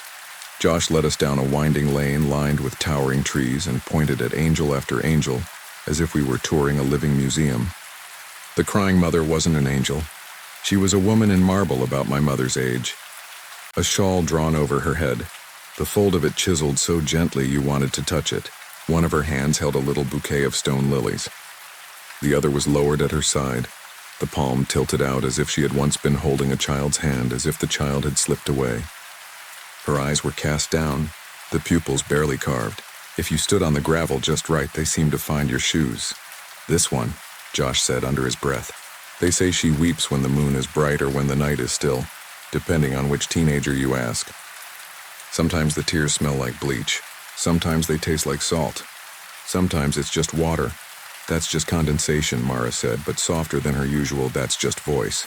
There could be a micro fissure in the nose catching humidity. We circled her like we were afraid to startle her. On the base, someone had left a child's sock, pink and faded, and a row of pennies, all showing their clean backs, shields up. There were white streaks down her cheeks, a little rougher than the rest of the stone. You could convince yourself they were drip lines. You could also convince yourself that a hand had wiped them away at some point and left faint arcs. I did not put that thought in my head. It arrived on its own and unpacked. We were not the only people who knew the statue. A groundskeeper in a faded cap, later I learned his name was Mr. Ellison, was clearing old flowers from a nearby grave. He watched us with that mixture of suspicion and pity you develop when you spend your workdays among mourners and curiosity seekers. "Don't touch her," he called out finally. He wasn't loud, but we all heard him. "Not if you don't want something to follow you home." Josh smiled in his polite, "I work in hospitality" way. "We're just looking." "Is it true about the streaks?" Mr. Ellison said, scooping a bundle of dry stems into his cart. "It's true there are streaks. It's true the limestone nearby weeps after a rain. It's true that grief looks like water on a face. Which one you want it to be is the one you'll see." He turned away like the conversation was a plant that didn't need more watering. Mara snapped a picture of the statue's face on her phone, then a few of the base, the pennies, the little sock. "If it's just mineral runoff, it should scratch chalky," she muttered, mostly to herself. She reached out, then drew back, thinking of the groundskeeper, and put her hands in her pockets. I wasn't thinking, or I was thinking too much. I wanted to be the rational older brother who came along to prove there was nothing but pretty stone and hot air. I wanted to show Mara I wasn't spooked by neighbor gossip. I wanted Josh to have a story with the line, "My buddy touched the statue and nothing happened." A boring punchline. So I tapped the fingers of her lowered hand with mine. The marble was cooler than the day around it. There was a tiny slickness as if the stone had exhaled against my skin. I whispered, "See? Numbers plus rock." We walked after that because what else were we going to do, stand there and wait? We meandered through the older sections where the dates went back to the 1800s, where families carved whole parables in granite, clasped hands and vines and children sleeping under blankets of stone. I thought about the marble mother's palm, how precise the sculptor's chisel had been, the careful lines at the base of each finger. I rubbed my right hand absently on my jeans. By the time we got back to my car, there were 5 faint red ovals on the back of my hand, arranged like something had reached for me. I showed them in the rearview mirror and tried to make a joke. "Look, I've been blessed."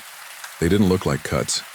They looked like rising heat under the skin, the way your face patches pink after you cry. Mara pressed her thumb against one. "Is it tender?" I didn't answer because I wasn't sure. Josh said, "You're going to freak out the front desk if you show up looking stigmata adjacent." They faded by evening, then came back in the night, brighter, the skin tight over each oval as if a blister were trying to decide what to be when it grew up. I woke to that phantom plink-plink again. The apartment had the heavy quiet of 3 a.m., a blanket of breathless air. In the kitchen, under the weak light over the sink, I held my hand under the faucet and watched the water bead around the 5 ovals as if they were naturally water repellent. When I patted it dry, there were 5 perfect dry islands in the towel like an inverse. I stared a long time at nothing. Mara and I stopped by Cave Hill again 2 days later, which is embarrassing even to say now. What did we think would happen? That we'd see a small sign that said, "Explanation this way." This time Mr. Ellison seemed to appear out of nowhere as we turned down the lane, like he'd been waiting behind a stone obelisk to catch us. He didn't look pleased. I said, "Don't touch her," he said to me. Not unkindly, but with the exhaustion of someone who has repeated the same caution to the same kind of person 100 times. I showed him the marks because I felt like a kid who'd ignored a warning and now wanted absolution. He looked, then looked away as if he'd seen that exact arrangement before. "Let it heal," he said. "Don't come back for a while.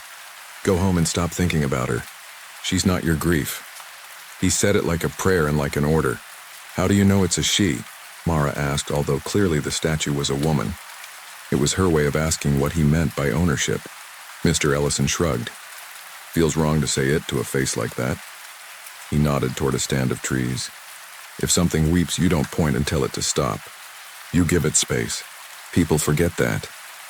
He mentioned, almost as an afterthought, that a student years back had dared his friends and laid his whole palm in her hand. Came back 3 days later with a burn, he said. Doctor said it looked like a brand, but there'd been no heat.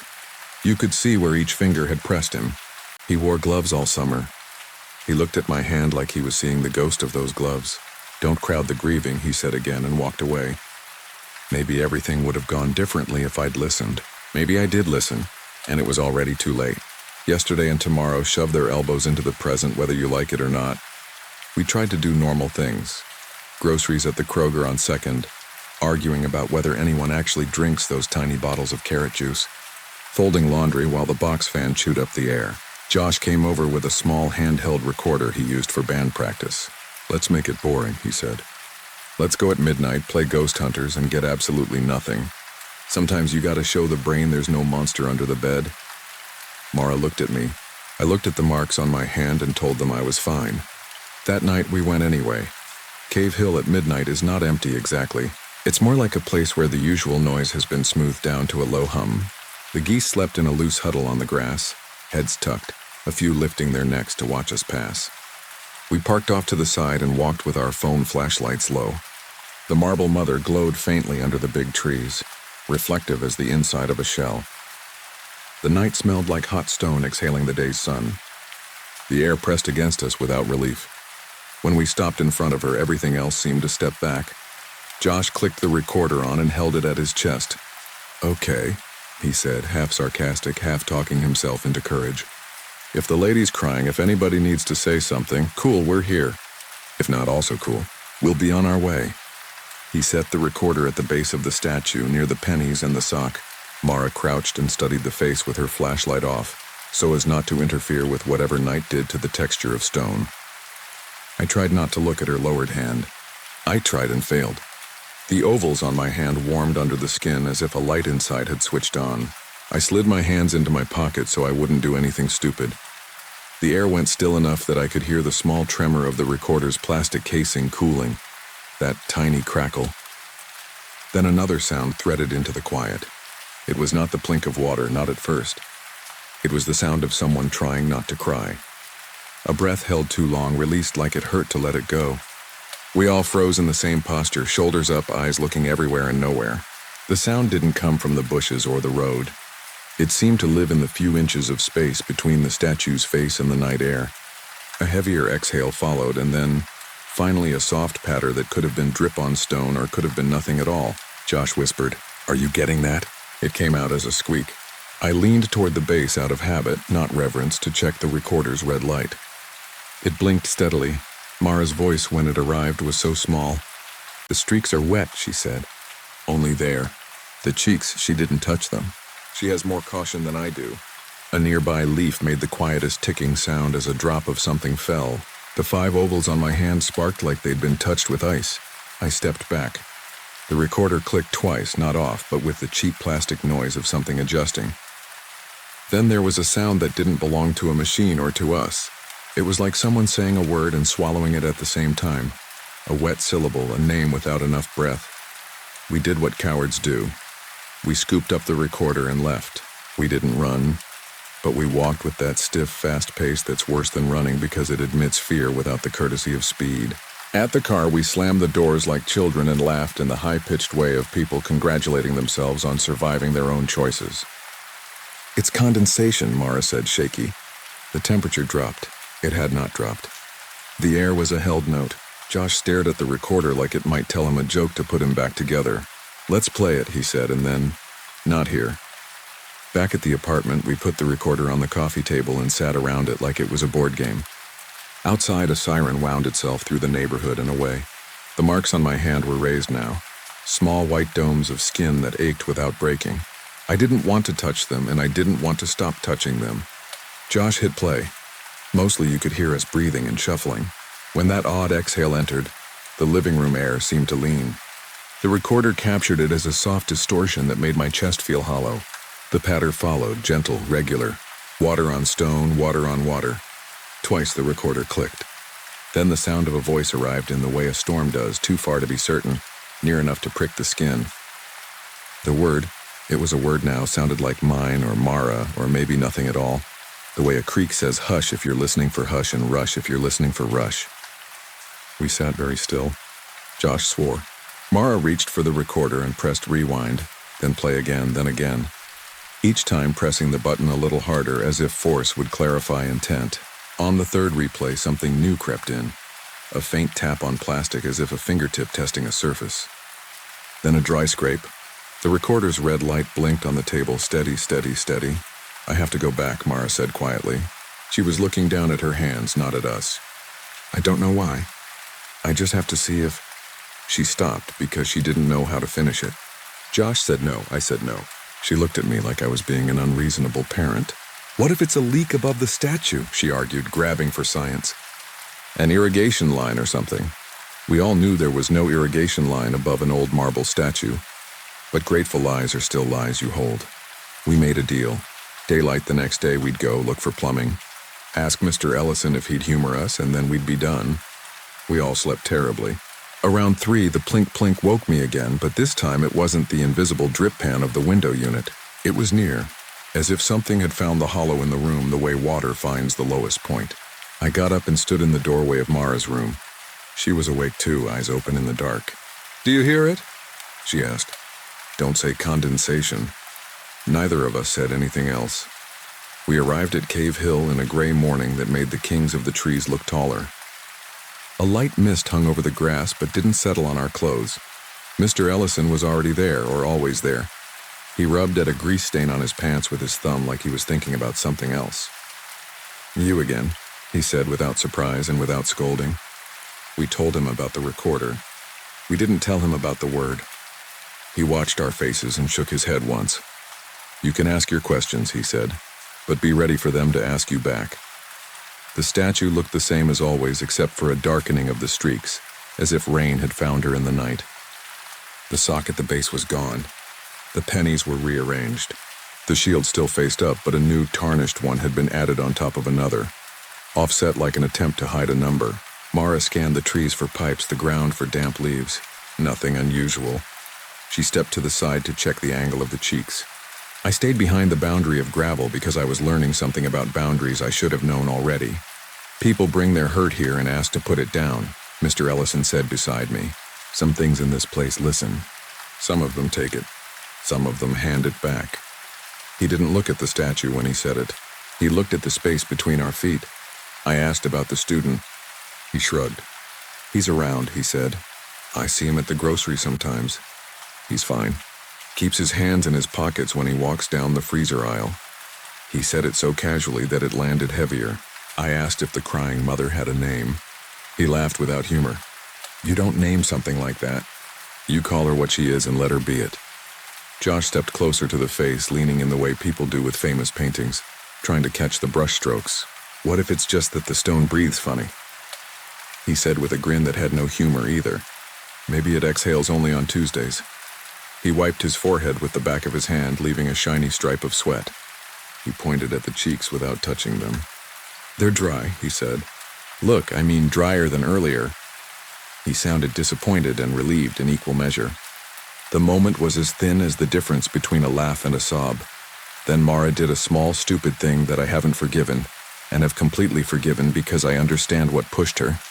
She reached up with one finger, the nail bitten short, and barely touched the left streak near the corner of the stone eye. Not a press. Not even a tap. Just a graze. Like you'd check whether a countertop had set after you painted it. She flinched as if she'd touched a battery. It's cold, she said, and pulled her hand back. There was nothing on her skin. There was no mark on the stone. The world didn't tilt. A goose honked somewhere with bored authority. We stood there like kids who have rung a doorbell and don't know whether to run. Mr. Ellison took off his cap and put it back on. All right, he said. You've done what you came to do. Go on now. He didn't sound angry. He sounded like a doctor discharging a patient he knows will Google symptoms anyway. We didn't go right away. Josh dug a penny out of his pocket and added it to the little pile, face up because he's superstitious in rational clothing. I looked at my hand. The ovals had cooled, the skin less shiny. It felt like the pause after a weather report says, scattered storms possible. You don't know whether to cancel your plans or not. We finally thanked Mr. Ellison in that awkward way you thank people for doing nothing more than letting you leave. And then we went home. If that were the end, I wouldn't be writing this. It would be a dull anecdote. We thought we heard crying, we touched a statue, nothing happened. Instead, the apartment started to smell faintly of bleach on the hottest days, like a janitor closet door left open somewhere. I wiped the counters and checked the bathroom and sniffed the laundry. The smell didn't have a source. It would come for 5 minutes and then evaporate. The plink-plink in the night developed a companion, a click like a small hard thing set on a table. Once, I woke to find the recorder on the coffee table with its red light on, though I hadn't moved it. Josh swore he'd turned it off. So did I. The file that time was nothing but hiss for 3 minutes, then a soft, breathy exhale that was either me or not me.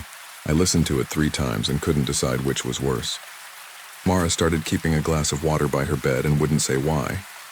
I found her one afternoon sitting on the floor of her room with a shoebox in her lap, full of old ticket stubs and a withered wristband from a hospital visit when she was a teenager and broke her arm.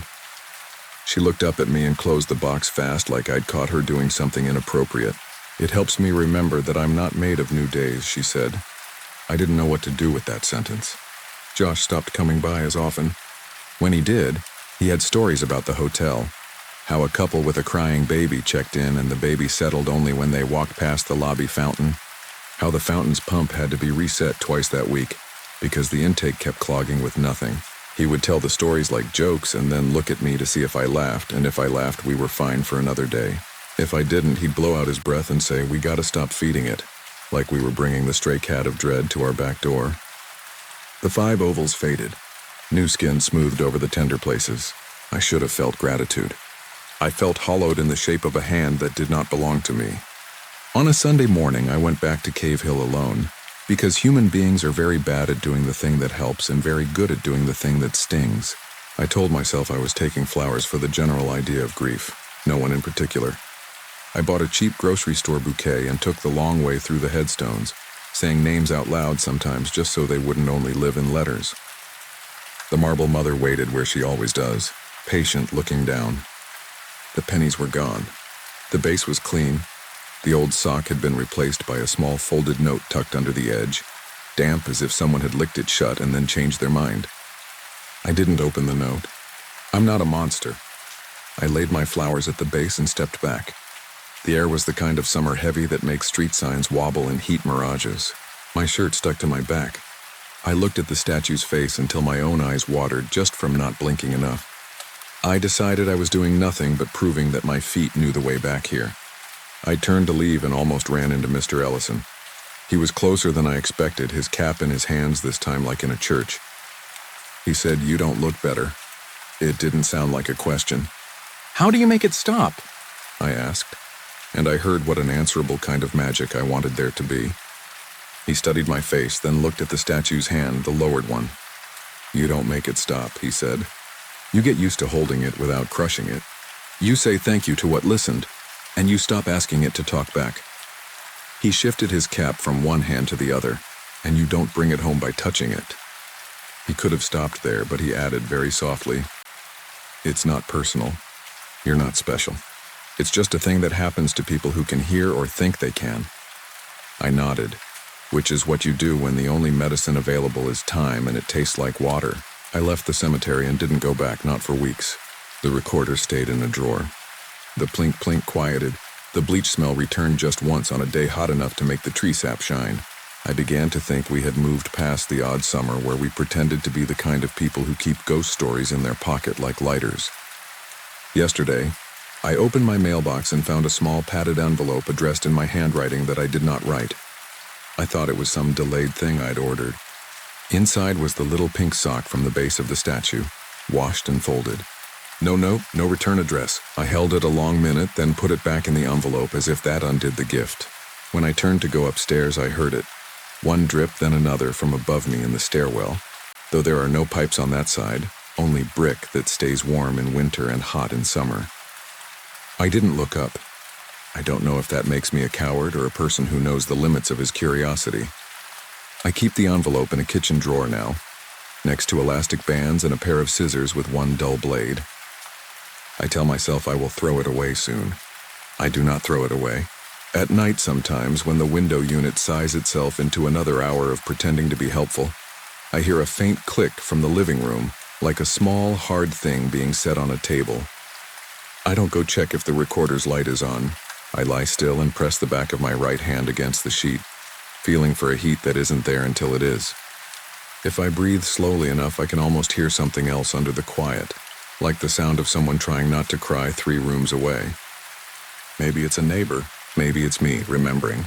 Maybe it's a marble face a few miles from here, wearing old water on new streaks, not asking for anything, not offering anything, only expressing what stone can hold. I'm not going to touch her hand again. That's the promise I'm making by writing this down. But if you find a small folded note tucked somewhere it shouldn't be, and it smells a little like bleach and a little like rain when there hasn't been any, don't open it. Or do. Either way, the sound you hear after won't be the weather. It will be the quiet choosing where to pool.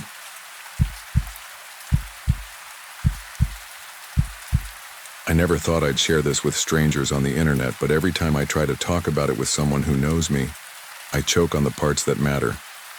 It's easier to pretend it didn't happen, except it keeps happening. And the new moon is tonight, and the little things are starting again. The smell of damp soil in my apartment, the smears on the tile like someone touched it with dirty hands, the quiet sound of cloth brushing a wall when no one's there. So I'm going to tell this once, as straight as I can. If you know Central City, Colorado, you'll know where to picture all of this.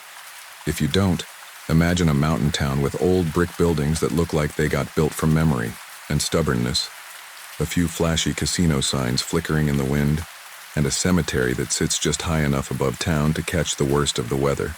I'm a maintenance tech for slot machines. Not glamorous, but it pays the rent, and sometimes I get a night drive into the hills that feels like a road trip. Last summer, a casino in Central City kept losing power to its older machines. They'd flicker and die and then boot up like nothing happened. They wanted someone to babysit them at night when traffic was slow and the air was cooler. I took the shift because I figured I'd get some sleep during the day and maybe do some hiking before clock in. My sister Mara tagged along the first weekend. She just split with her boyfriend and wanted out of Denver for a minute. My buddy Tyler, who bounces between contract gigs and hobbies with surprising intensity, said he'd drive up too. He's into photographing weird places at night, the empty towns on the plains, old tunnels, that kind of thing. He had a new lens to test and insisted we check out the cemetery over the hill, so we made a plan. I'd work the late shift from 10 to 4. We'd crash at the motel by the bend with the annoying wind chime. In the afternoon, we'd walk the town, get dinner, then hike to the cemetery right before dark so Tyler could shoot blue-hour shots of the headstones.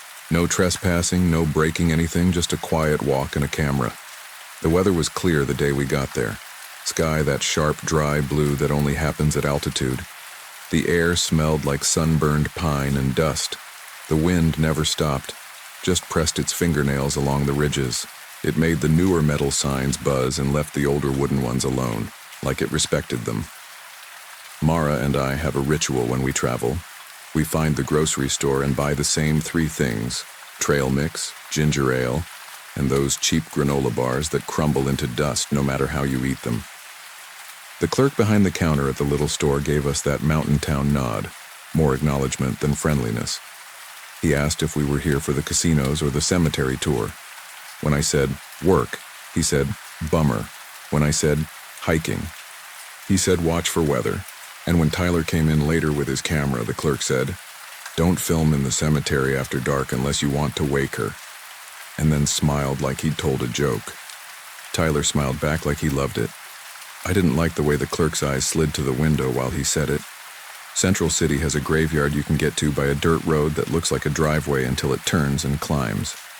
It doesn't have a big fancy gate, just an iron fence with a few sections bent and a sign that leans a little. The sign has a list of dates and surnames, miners and their wives mostly, and a rule about staying off fragile areas. It's quiet up there in a way that amplifies whatever the wind is doing, so you get these strange pockets of loud and then silence. If you step between the stones, the grass grabs at your ankles. The older graves have pictures in little ovals with glass over them, cloudy and cracked. Some of the names are still clear, others are almost swallowed by lichen. It looks like the mountain is trying to take them back. We went up around 7. The sun still had heat in it, and a few couples were walking around with pamphlets, talking in low voices like they didn't want to bother the dead. A white pickup truck drove by, and the driver, a woman in her 60s, hair in a braid, a jacket that had seen real winters, gave us a wave. You folks local? She asked through the open window. When we said no, she said, stay near the path, the ground can give in the old sections. They put the poor folks shallow. Then she looked at Tyler's camera and added, you don't want to bring anything home you don't mean to. She drove on before we could ask what she meant. Tyler loved the place immediately. He framed the evening light on a row of iron crosses. He asked Mara to stand near a headstone, a safe distance, not touching. He wasn't a jerk about it, so the camera had a scale reference. She rolled her eyes but did it, hands tucked into her hoodie, hair in her face. I kept scanning the stones for the oldest dates I could find, and repeated names like someone was taking attendance. The wind kicked up, and I smelled something like damp, even though it was dry enough to crack wood. Mara asked if I'd spilled my drink. I turned my bottle to show it was capped. Tyler said, maybe there was a storm. You feel the temperature drop? That was the first time we noticed it. The air had cooled by at least 10 degrees on one side of the path, like we stepped into a stream of cold. The second odd thing was the veil. Not a veil, not something you could put a hand on. Just a suggestion. The way a shadow falls when a bird flies over, and you catch it at the corner of your eye. It moved in a line from one stone to another, so soft that I thought I was tired from the drive. Tyler said, whoa, did you see that? At almost the exact moment, Mara reached for my wrist. None of us said what we saw. That made it worse somehow. Tyler zoomed and then put the camera down. Focus is weird, he said. It grabs at something that isn't there and loses the rest. Someone else walked by then. A young couple in hiking boots, hands linked. The girl looked at our camera and said, "Are you trying to see the bride?" Tyler, stomach for this kind of tourist lore, perked up. Mara made a face. I asked the girl what she meant. She said, "The Black Widow, the lady who walks here when it's dark. My aunt says she follows you down if you stare at her. People swear they've had muddy footprints in their kitchen the next morning."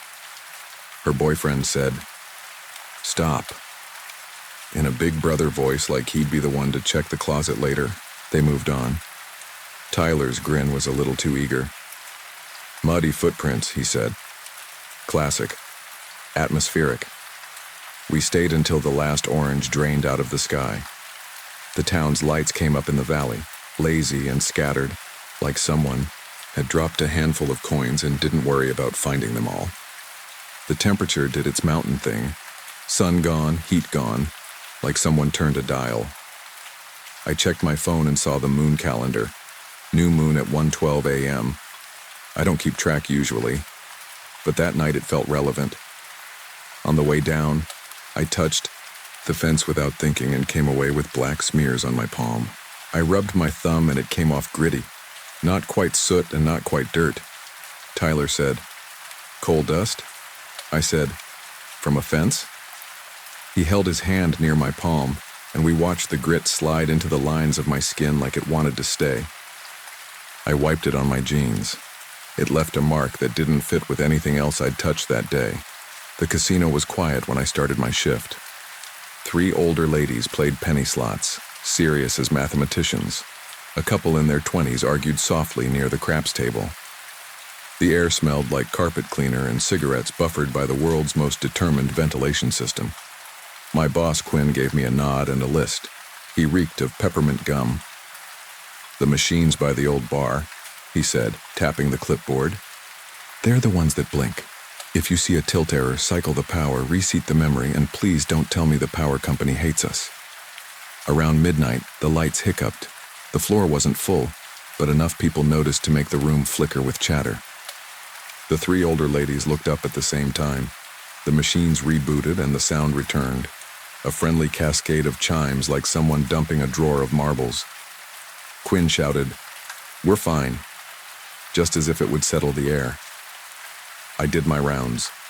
While I was crouched behind a cabinet, headlamp on, fingers on a harness, I heard the most domestic sound in the world. Fabric brushing drywall. That's the only way I can describe it. Not loud, not spooky. The kind of sound you hear when someone in your house reaches for a light switch in the dark. I swung my headlamp without meaning to. The beam grabbed the edge of a wall where the old bar used to be, white paint scuffed with black streaks. I touched one streak, and it came off on my finger the same way it had at the fence. Black grit, not greasy exactly, but it left a stain on my skin. I wiped my hand on a rag and put it in my pocket, like maybe swapping the rag would swap the feeling. I texted Mara around 2. "You asleep?" She said she couldn't settle and was reading with the TV on mute. The wind chime outside our motel door kept tapping one note and then giving up. She said Tyler was probably still in his car editing photos. He likes to plug his laptop into the cigarette lighter and pretend it's a studio. Quinn came around then, made a face at the scuffs on the wall, and told me the bar used to be in that exact spot before the remodel. "Weird," he said, and walked away like weird was a resource we were paid to ignore. We got out at 4. The town was sleeping in the responsible dark, not the city glow. Tyler said he had a few frames he loved, but the focus went funny on about a third of them. Mara yawned and said we could talk in the morning. We stepped into the motel room and stopped at the same time. The tile by the sink had 5 footprints on it. Not full prints. Smears, really.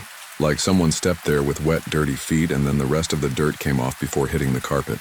The heel marks were barely there, but the ball of the foot had a shape, and where you'd expect toes, there were darker ovals. The prints weren't big. Not child small, but smaller than Tyler's, smaller than mine. Mara stared.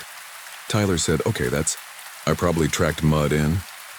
The prints were too centered to be an accident, and they were pointed inward from the door, not out. We didn't talk a lot after that. Mara got a towel and water and cleaned the tile like she was apologizing to it. Tyler took photos, then apologized to Mara while she cleaned up. I checked the lock. The deadbolt was set. The safety latch, too. The window was closed and sealed. I touched the glass and it was cold like it had been open for hours, even though it wasn't. When the tile was clean and the towel had turned gray in stripes, we climbed under the stiff motel sheets like kids hiding from a storm. I kept my shoes on. I listened to the hall and the room above us and the wind that never stopped and tried to find one sound that meant person. There wasn't one. I expected the story to end the next morning with an explanation. The towel had been dirty from something else. One of us hadn't latched the door. The desk clerk would say it happens, pipes burp, floors settle, don't worry about it. But it didn't end. When we went to check out, the clerk, a woman with a mug that said world's okayest boss, took our key and asked if we had enough towels. It was a weird question and I told her we did. She leaned in and lowered her voice and said, "You should get coffee downstairs at the cafe before you go back up the hill. Sometimes people forget to eat and it makes things worse." It was so out of left field that I said okay without arguing. At the cafe, the waitress asked where we were headed. When Tyler said pictures, she looked at his camera bag and then at me and said, "If you touch the fence, you should wash your hands in running water, not a bowl. Running water takes it away." I didn't ask how she knew we'd been up there.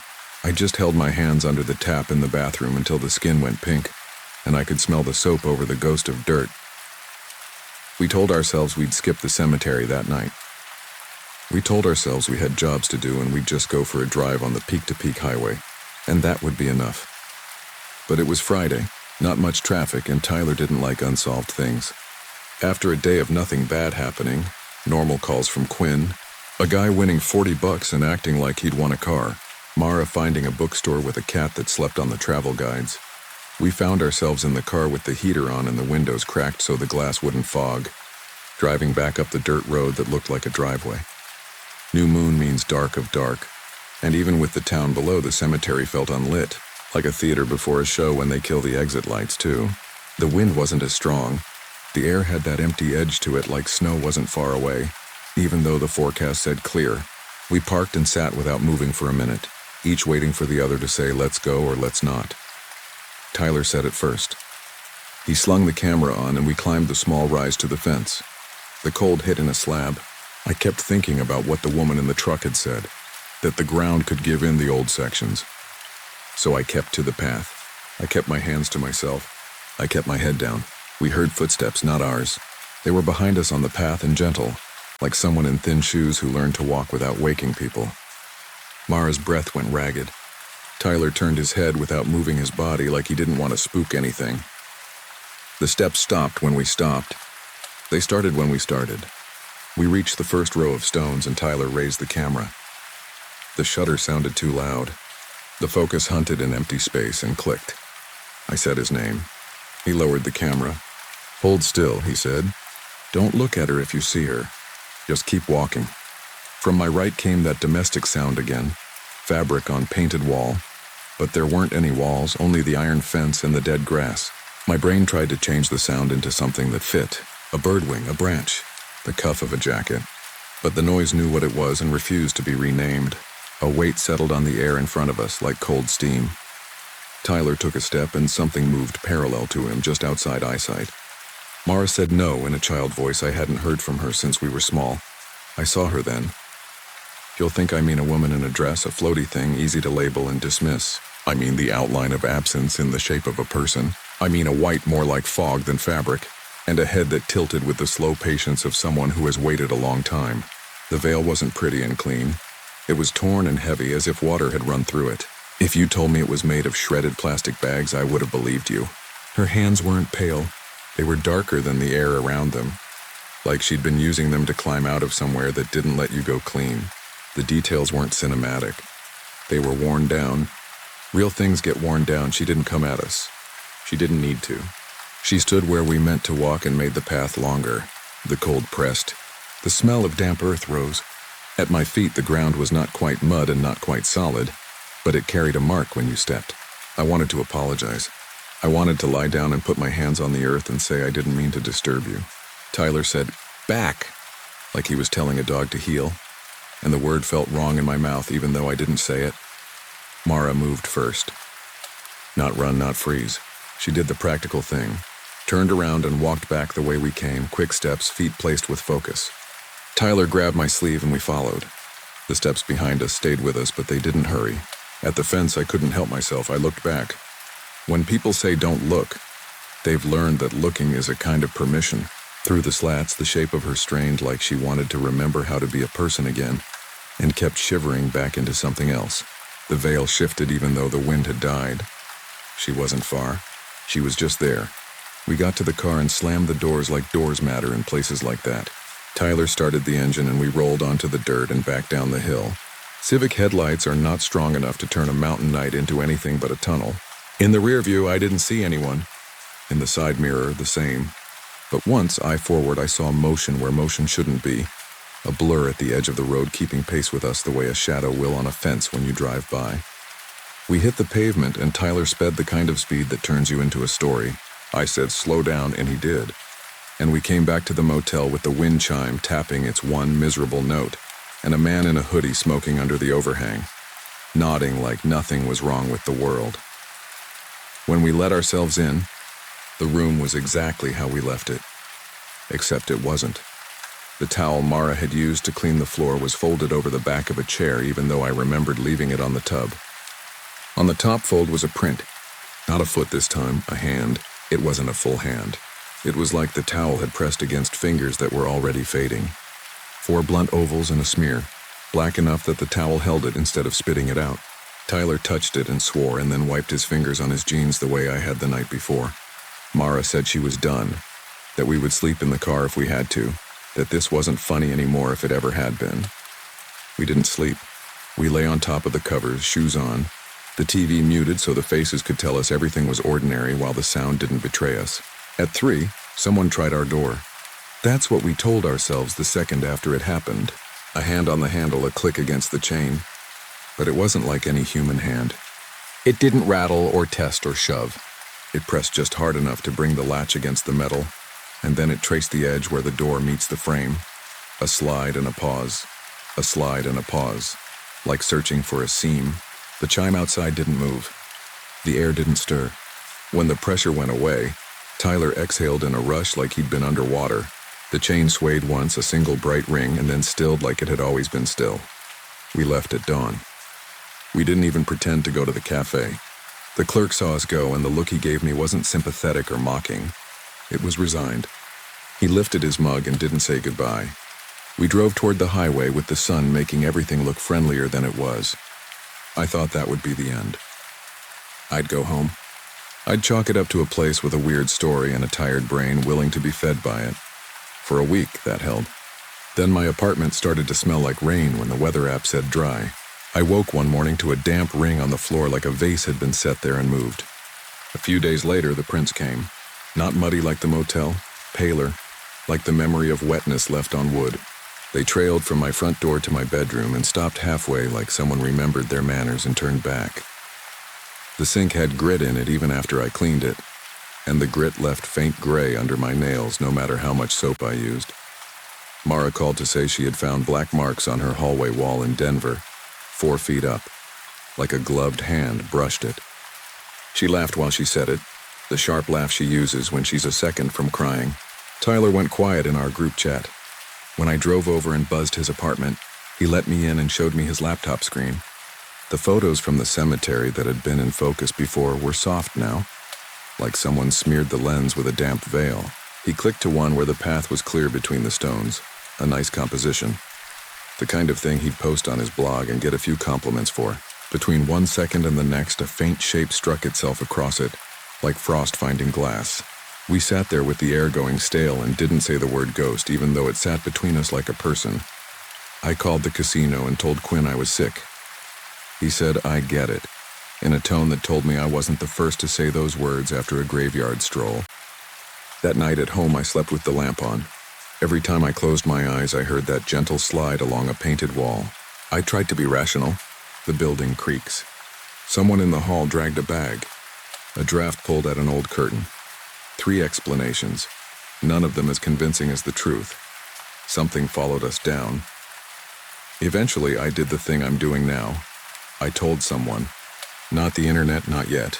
This was before I was desperate enough. I told my neighbor across the hall because she's the kind of person who knows things you wouldn't think to ask about.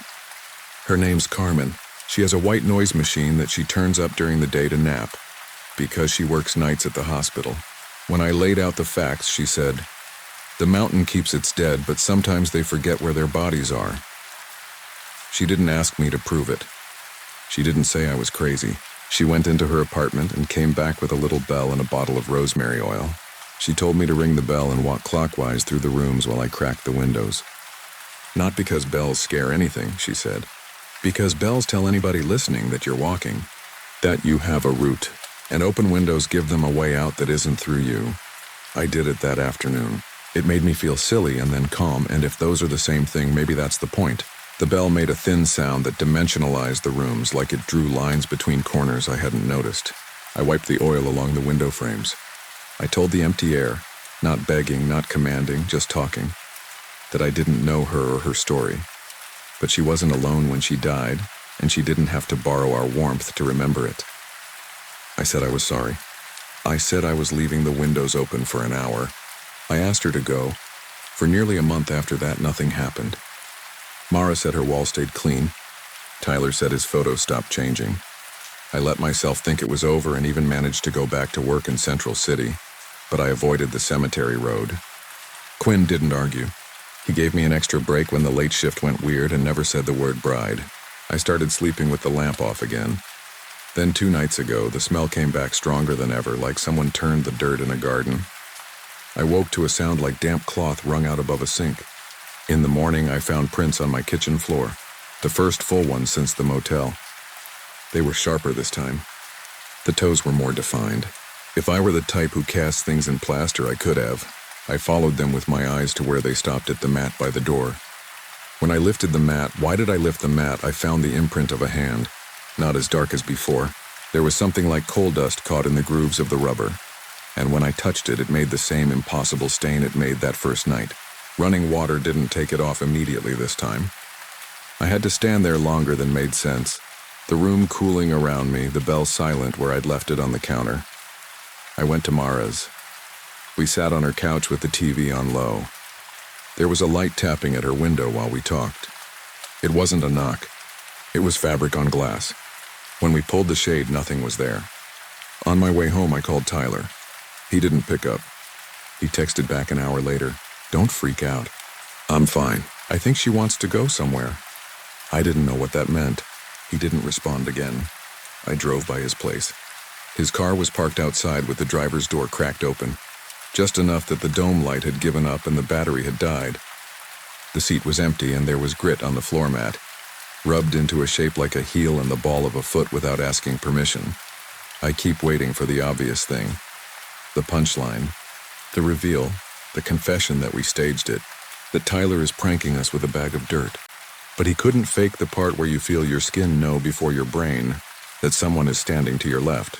He couldn't give the air that weight. 2 elements are proof and they're boring. My dream last night where I woke to thinking my ceiling was lower than it was, and the way I hurt behind my eyes today like I spent hours in soot. So that's why I'm posting this. Not because I think you can bless my apartment through a screen. Not because I want internet points. Because it's new moon again, and I need to put this out somewhere. If you go up to that cemetery, and people will because people always do, don't touch the fence. Stay on the path. If you hear that sound, fabric on a wall, acknowledge it and keep walking. If you see her, don't call her pretty or scary. Don't name her. You'll think that makes you brave.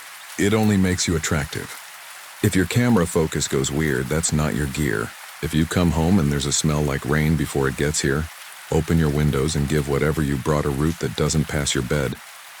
I'm going to try the bell again when I finish typing this. I'm going to put a bowl of water by the door even though Carmen said running water is better. Maybe a gesture is better than doing nothing. I have the towel from the motel in a plastic bag under my kitchen sink. I should have thrown it away. I think about the hand on it sometimes, the smear that wasn't a hand and was. I think about how that woman in the truck said the poor were buried shallow. I think about how mud remembers. I can hear that soft slide right now in the hall, a whisper of cloth on paint. There's a draft under the door that wasn't there an hour ago. The light in the living room just flickered. Not the bulb failing, just a blink like someone walked between me and the lamp. I'm writing this down, so when I search my own words later, I'll know I didn't account for everything, and that's okay. Some nights you don't get all the way home from where you went. Some nights something walks you back to make sure you don't forget. The smell of wet dirt is stronger. The bell is right here on the counter and I'm going to ring it. If it works, you won't hear from me again. If it doesn't, and you wake tomorrow with prints on your kitchen tile that lead inward from your door and stop before they reach your room, don't tell yourself you tracked mud. Don't tell yourself the pipes burped. Tell yourself a woman in a torn veil who loves someone more than the mountain loved her is looking for the way out and you happen to leave a light on. My hallway is darker now than it should be. The tapping is closer. There's a strip of cold across the floor like a ribbon left by the night. I'm gonna open the window. I'm going to say out loud, "You don't belong to me." And if she's listening, she's closer than she was. I can see a line of faint damp ovals appear on the wood, one by one, as if someone is careful not to make a sound while they step. They stop right at the edge of the rug where I'm sitting. I won't look up. I won't. I can smell the veil now and something under it like old flowers pressed in a book. If I stand, I'll feel it move. If I stay still, I'll know it's already in the room. I'll keep typing so the keys say I'm here, so the noise marks my route. The bell is in my hand and I'll ring it once, a small thin circle of sound, and hope she chooses the window and not the space between where I am and where she meant to be.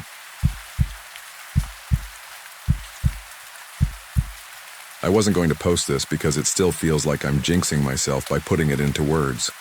But last night I woke up to that same low hum outside my window, and I realized pretending it didn't happen hasn't helped at all. If anything, it's worse when you try to not think about it. So here goes. I'm not asking anyone to believe me. I just need to match the sound that's in my head with the story that put it there. I live in north central Florida, the part with horse farms and oak tunnels and more churches than gas stations. It's the kind of place where the afternoon thunder can come out of a blue sky, where lizards sprint across your porch like they're late for a meeting, and where people leave baskets of grapefruit on your doorstep when their trees go wild. I manage the paint counter at a hardware store off County Road 41.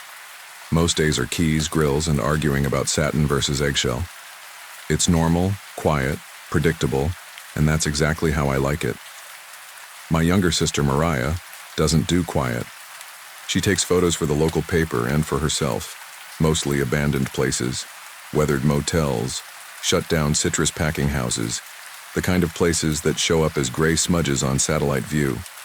She has a way of making rust and peeling paint look like it's telling you something. A few months ago, she got stuck on Whispering Oak Cemetery. You've probably heard of it if you live around here. If not, here's the quick version. It's a private burial ground off a sand road west of town, fenced with chain link, watched, over by a stone mausoleum that looks like someone tried to build a chapel but stopped at the vestibule. Nobody goes there.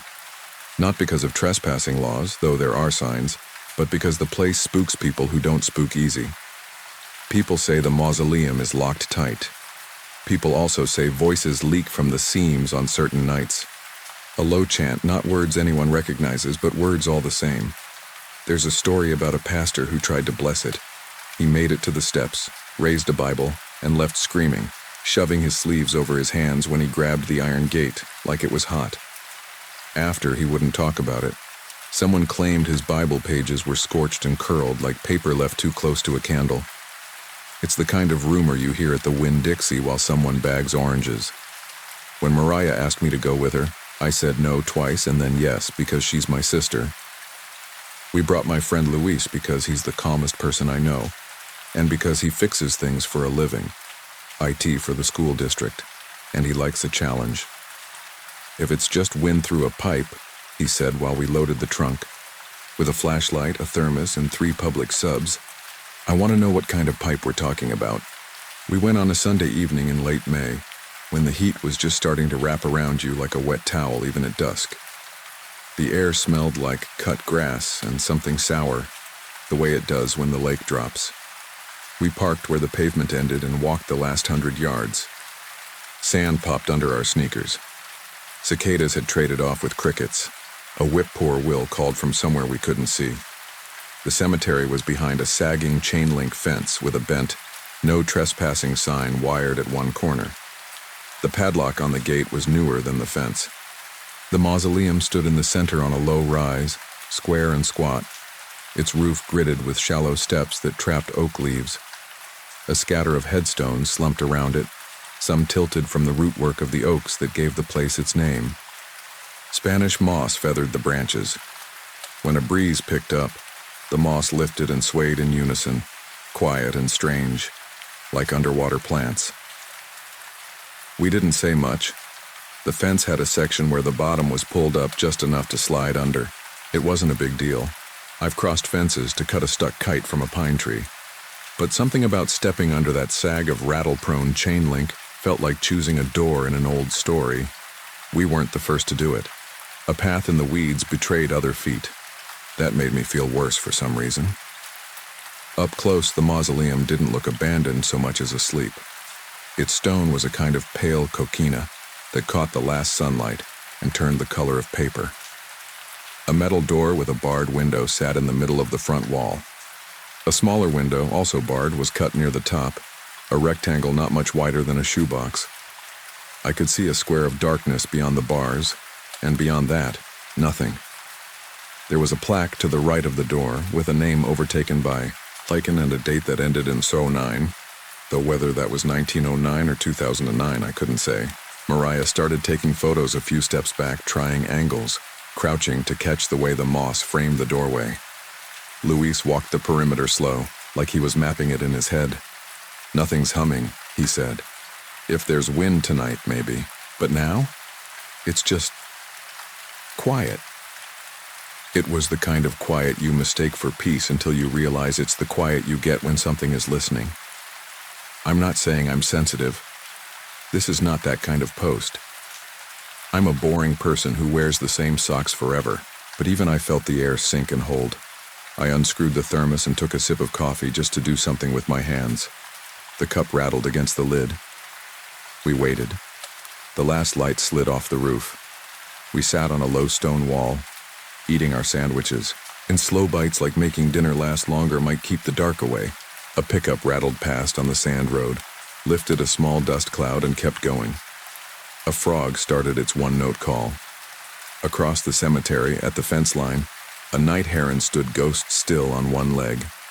When the hum started, it didn't come from the door. It came from the cracks where the stones met from the window slit and from the ground right under our feet. If you've ever stood near a transformer, you know the sound I mean. A steady, low buzz. Only this wasn't electricity. It rose and fell like breath. Not words. Not yet. Just a tone that shifted, held, then slid. The three of us looked at each other, heads tilted the same way, as if we could hear better sideways. Luis was the first to move. He stepped closer, then close enough to touch the stone beside the door. He set his palm flat against it and jerked it back. "It's warm," he said. "Feel it." I didn't want to. I did anyway. The stone was warmer than the air, as if it had stored daylight and refused to share. I tried the door, not pulling, just the handle. It didn't turn. Beside me, Mariah adjusted her camera settings. I could hear the tiny clicks as she changed the ISO and shutter speed. The first photo made a small ghost burp of light on her screen. She frowned at it and took another. The hum picked up. It stretched itself into something like syllables, but blended, like when you hear a crowd chant from far away and can't pull a word out of it. I thought of the stories we'd heard, low, droning prayers in a language no one recognizes. The sound wasn't loud enough to seem like it should get into your head, but it did somehow. I found myself matching the rhythm with my breath without meaning to. Inhale on the upshift, exhale on the down.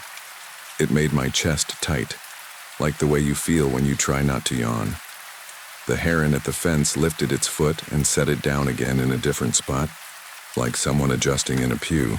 I don't know why I said it, it's not something I say, but I whispered, "We should go."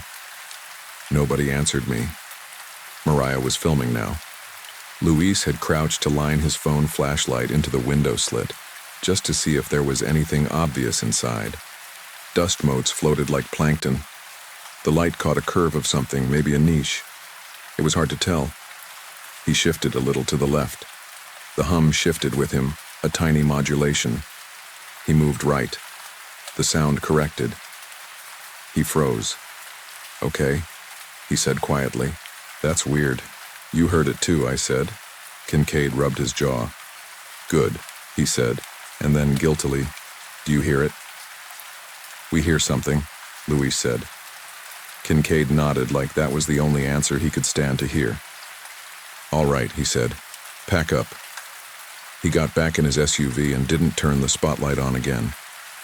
He watched us through the windshield with the engine running. That should have made me feel safer. It didn't. We started to go, and that's when the sound lifted and formed a shape I can only call a word, or the suggestion of one. It wasn't English, but it had a start and an end. It repeated. Repeated again. Louise stopped moving. Mariah stopped breathing. I know because I stopped too. On the fourth repetition, I realized the last part of that not word lined up perfectly, with my name drawn out. The way your grandmother might call you in from the yard, sing-song, but from under the bed. I said my sister's name under my breath like a test. The sound paused. It wasn't like it answered me. Not exactly. It just showed it could. "All right, we're done," Kincaid called, forced cheerful, like a host wrapping up a party. "Let's go before the mosquitoes carry us off." We obeyed. I didn't look back at the mausoleum until we reached the fence. When I did, the darkness at the window looked heavier, like water behind glass. I ducked under the chain link and stood up with sand on my palms. Kincaid watched us slide into Luis's car and then pulled out slowly, letting us go first. It felt like leaving a sick dog in a yard. You can still hear it. It will still hear you. That should have been the end. We would have gone home and told ourselves it was layered noise and nerves. That's what I planned. But my sister is stubborn. She emailed Pastor Ellis the next day.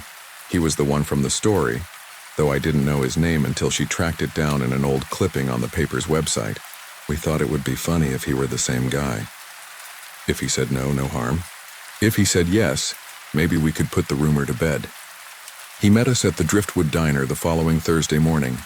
The kind of place where the coffee is both terrible and perfect and where you always see someone you went to middle school with. He was younger than I expected. 50s maybe. Tall and sunburnt in a way that says yard work, not beach. He had kind eyes that took in everything and a small scar in his right eyebrow like a healed split. He ordered grits and didn't touch them. When Mariah asked about Whispering Oaks, he looked out the window at the parking lot and didn't say anything for a long time. "I'm not the one to ask," he said finally, "but I think about it every day." "What happened?" Louise asked. He kept his voice like he kept it with kids when he fixed their Chromebooks. Calm, practical. "I thought I could help," Ellis said. "You hear things and you get older and you don't want people living with fear. I brought oil and a book I've had since seminary. I did what we do. But by the time I stepped onto the first stair, my hands felt like I'd set them on a stove. Not burned, not hurt, just wrong. Like there was a memory in the stone that wanted me to know it wasn't mine to change. I left. I should have left sooner." "Were your pages burned?" Mariah asked gently. He smiled without his eyes. "They got damp," he said. "They wrinkled. Someone saw that and the story did the rest. This county loves its stories. He could have left it there, but he didn't." He looked at each of us. "If you go back," he said, "don't say your names out loud. Don't trade names with anything. You'd be surprised how many problems in the world start because people offer what they don't realize is an offering." "We're not going back," I said, and I meant it. Mariah shot me a look that said she absolutely did not mean it. We agreed to let it rest a week. The week went sideways. It wasn't that big things happened. It was the little ones, the things that pinch and then disappear. A stoplight cycling longer than it should. A smoke alarm chirping even after you take the battery out. I woke at 3:17 3 nights in a row to a faint vibration through the house that didn't match the AC or the neighbor's dryer. When I held my breath, I could hear it. A tone right at the edge of hearing, like when you press a seashell to your ear, but lower. My cat Nugget, who sleeps like a rock, sat up at the same time every night and stared at the corner where the wall meets the ceiling. Whiskers forward, patient. On Saturday, I found a piece of paper slid under my apartment door. It was ruled, torn from a notebook folded twice. Inside were 4 lines of handwriting in neat block letters. "If you're going back, go back before it's too late. Bring salt. Bring someone who remembers more names than you do. Don't open the door. There was no signature. It wasn't Pastor Ellis's hand. It wasn't Mariah's or Luis's. I hate pranks. Pranks pretend to be jokes but are a test. I don't like tests I didn't study for. I almost threw it away, but I didn't. I put it in my junk drawer under the 9-volt batteries. Mariah showed up that afternoon with a map printout, 2 headlamps, and a bag of Morton salt. Luis came because he didn't like the idea of the 2 of us going by ourselves. And if you knew Luis, you would understand that's all it took. He brought a little digital recorder and a cheap sound meter and a toothbrush to clean dust out of the window slit. "I know," he said when he saw my face. "But if there's a pattern, we'll hear it later." We waited for the same dusk. It felt like we weren't choosing it. It felt like it picked us. We parked in the same place. The sky boiled the way it does before a storm. 2 layers, one running north, one south. We slid under the fence with practiced ease. The grass bent and then unbent behind us. The air smelled like leaves and road tar and that metal smell you get right before lightning. The headlamps made cones. The cones made shadows. The shadows made copies. Luis set the recorder on the wall and turned it on. The little red light blinked. The hum started almost immediately. It wasn't worse than before. It was like it had been on the whole time and someone just unmuted it. Mariah sprinkled salt in a line a few feet in front of the door, then in a circle around where we stood. It was a thin line. It felt ridiculous. It also felt like drawing a line makes a thing real in a way it wasn't 5 seconds before. "I brought something," Mariah said. She pulled a small worn book from her bag. It was our grandmother's pocket diary, the kind with a built-in address book in the back. We used to joke about how her purse could have paid off a mortgage with the number of receipts she kept. The address list had 30 names still penciled in, some crossed out when people died or moved. Mariah flipped the pages and whispered the names softly, not to the mausoleum, but to us, like a roll call. It felt goofy. It also felt like holding onto a railing in the dark. The hum shifted. You'll notice I keep saying that. I don't know another way to describe it. There was no breeze, but the moss on the oaks lifted like something else moved under it. I felt a tiny fizz on my forearms, the way you feel when a TV turns on in a quiet room. The light rain started, fat drops spaced far apart like someone testing a faucet. I took a step without meaning to and scuffed the salt line with the toe of my shoe. I realized it and stooped immediately to fix it, dragging a palmful back into place. The grit was damp and stuck to my skin. When I stood up, I felt a pressure change like a door opening in a sealed house. "Don't open the door," I said out loud without meaning to, and then realized my mouth had said something my head hadn't planned. I looked at the door to prove it was still closed. It was. The padlock on the gate had a new zip tie looped through it that hadn't been there before. Fluorescent green, as if someone wanted to know at a glance if someone had tried it. Luis leaned toward the window slit and brushed the toothbrush over the lower edge to clear cobwebs. The recorder's red light glowed. The hum broke into, I almost want to say a chord. 3 tones at once, then 2. I found myself trying to pick out where they separated, like following harmonies in an old song. It wasn't scary, not in a jump scare way. It was mesmerizing. That was the worst part. It didn't ask you to be afraid. It asked you to pay attention. While you paid attention, it arranged itself around what you gave it. "Do you hear words?" Mariah whispered. "Don't say your name," I whispered back before she could test it. She nodded, eyes big behind the headlamp. The light made a small halo on the stone and caught the edges of our breath. "What do you want?" Luis asked. The way he said it, it could have been to the door or to us. The rain ticked heavier. Somewhere out on the county road, a motorcycle accelerated and then faded. The heron wasn't there this time. In the distance, thunder stitched the sky. A voice joined the hum. I know how that reads. But if it had been a voice like yours or mine, I think I would have run. This was a voice like water in a culvert, like wind turned into a single word by the mouth of a bottle. It shaped the tone into something like a phrase and squeezed it through the gold of the hum so it came out thinner, stretched. It wasn't English. It wasn't anything I recognized. It did what voices do when they test a room. It said something that was either a greeting or an inventory. I took the salt and poured a little circle around the recorder. It made me feel better to protect the one thing we had that might remember this right. That's when the humming tone took on a wobble that matched the rattle of the salt clinking against the plastic lid. I stopped. It steadied. I poured again. It wobble matched again. It's copying us, I said.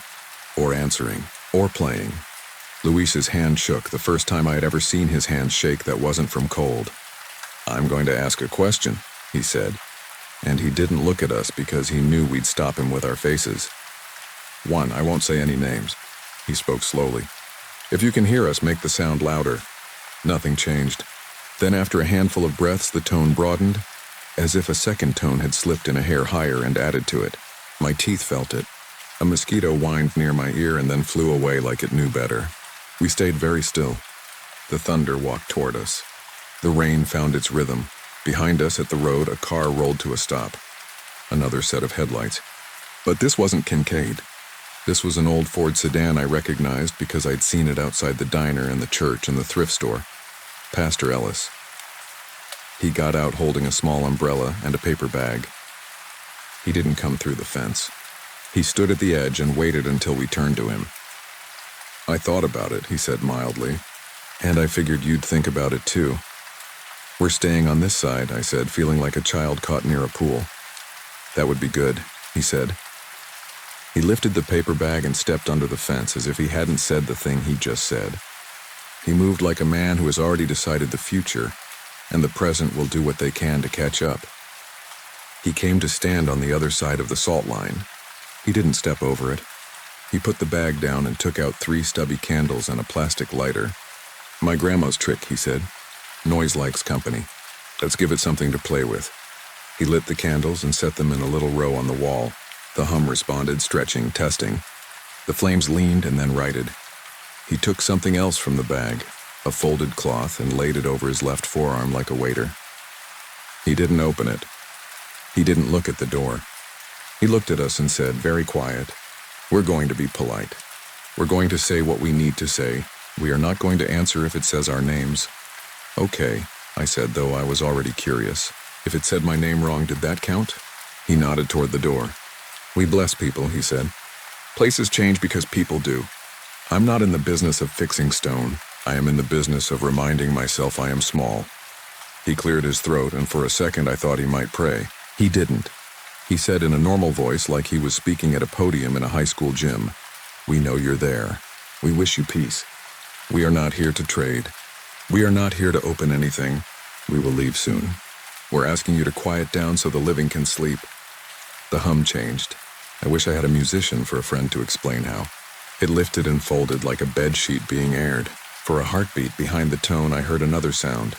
A murmur like many people speaking softly all at once, like the oral equivalent of a crowd at a fair heard from a field away. It wasn't sinister. That was the part that scared me most. It sounded busy. It sounded like work. Then the tone spoke my name. It was not perfect. It was the way people say your name when they've only seen it written. The vowels were long. The consonants softened. It went up at the end, a question. My stomach dropped like I'd misstepped off a curb. Mariah took my hand hard enough to make the bones click. Luis stared at the candles like they could anchor him. Pastor Ellis didn't move. He said to the air, "We won't be doing that." He said it the way you say no to a toddler about to put a paperclip in an outlet. The tone tried again. It said Mariah's name almost right. It said Luis's perfect because how do you get that wrong? And then, casually in the same tone you use when you read a list at the DMV, it said a fourth name I haven't heard since I was 7. It was the name of a kid who lived in the trailer park across from us for one summer. A kid who moved away after his dad lost his job at the feed store. He used to trade baseball cards with me, and he always wrote his name in marker on his forearm. I haven't thought of him in 20 years. I don't remember ever saying his name aloud in this county since.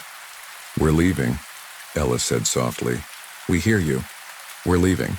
That should have been easy. But the rain came down harder, and in the thick of it, the headlamps made halos that turned the raindrops into strings. The salt line blurred, then ran. I saw the white crystals melt into the dark dirt and hated the way that looked. The tone lowered and flattened, the way a ceiling fan sounds when it's turned off and the momentum dwindles. Then it rose every time we looked like we might step away. It wasn't only sound now. It was a feeling in the ground, a thrum through the soles of your shoes that persuades you your heart is skipping when it's not. It was the feeling you get when you stand on a dock and a boat pushes away, a gap opening that your body doesn't trust. "Take one step backward," Ellis said. Slow. We did. The candles flickered. The tone hiccuped. We took another step. The recorder's red light shimmered in the rain and then went out. The tone paused as if surprised. If you can attribute surprise to a tone, we made it to the fence without turning or running. I ducked under, stood, and felt lighter but not safe. Ellis handed the bag to Luis.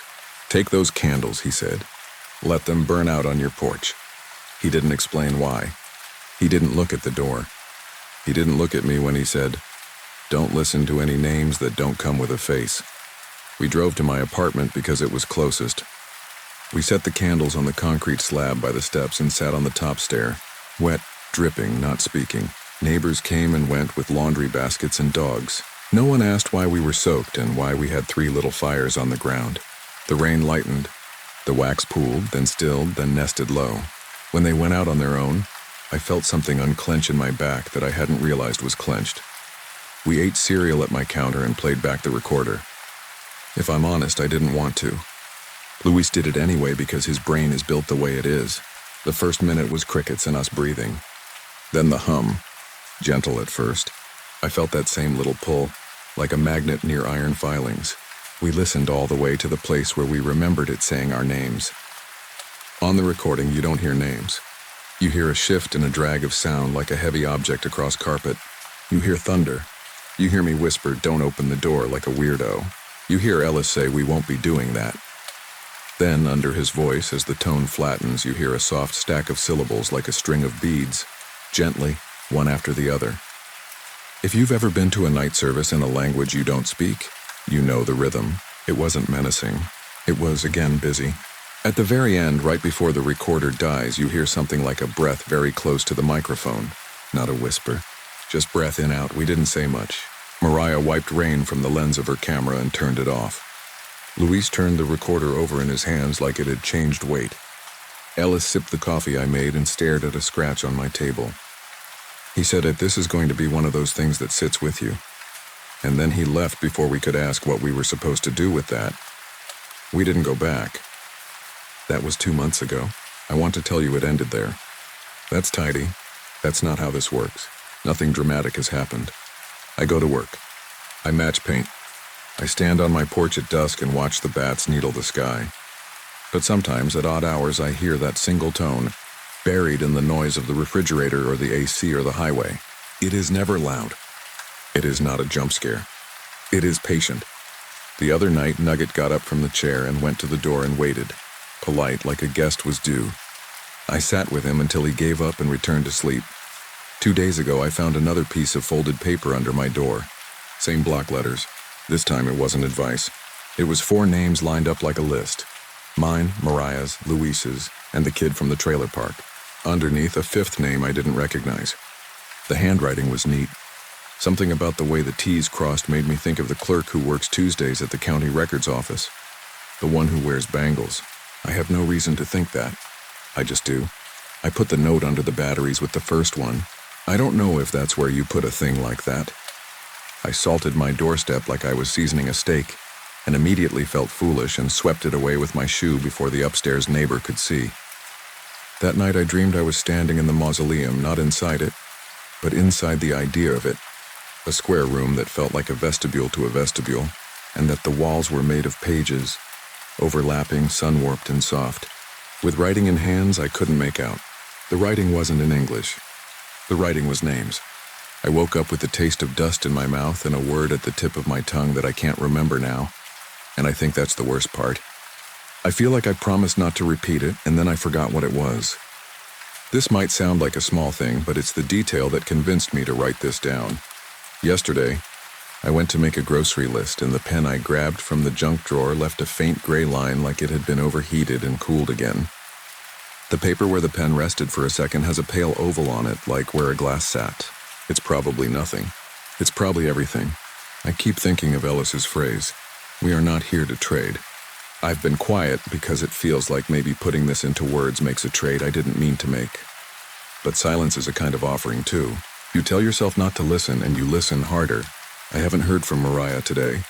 She said she might drive south to photograph a shuttered roadside fruit stand with a giant concrete orange in front. Luis texted me a picture of Nugget wearing a sock like a sweater. Nugget does not care for this to make me laugh. I laughed. It helped. Then, right after dinner, the power blinked once and came back. and in the steady hum of the fridge restarting, I heard the shape of a not word that ended with my name. It sounded like someone on the far side of a heavy door calling through their hands. The kind of call you long to answer if you're not paying attention. If anyone asks, no, we didn't open the door. We didn't even touch it. The lock is still there. The rain keeps the dust tamped down. The moss sways when the big trucks go by like it's acknowledging a procession. The county mows the ditch. People put out trash on Tuesdays. I go to work. I roll paint chips under fluorescent lights. I'm not special. I didn't get chosen. I just stood somewhere I shouldn't have stood and heard something I wasn't meant to hear. And now I recognize it in ordinary sounds. That's all. It feels like a trick of attention, like when you learn a new word and then see it everywhere. Only this is a tone, and it's everywhere there's a seam or a crack or a gap. Anywhere air goes where it normally doesn't. And once in a while, in the hum of the apartment next door, or the whisper of tires on wet asphalt, I think I hear the cadence of someone finishing a prayer, and I find myself pausing at my sink, up to my wrists in dishwater, waiting without knowing why. I tell myself it's nothing. I tell myself it's just Florida where everything hums. Last night, right before I woke up, I heard the tone in my dream, and it had the rhythm of a new name. It was soft, like the way you introduce yourself in a quiet room so you don't wake the baby. I can't shake the feeling it wasn't saying a name. It was asking for one. I'm going to put my phone on airplane mode tonight and let the candles wax over on the porch again, just in case that helps. If this post disappears, I guess you can make your own story out of that. If it stays, it means I'm still here. Still not answering, still trying to ignore the feeling that, at the edge of hearing, the sound is waiting for me to forget my own rule and say it back.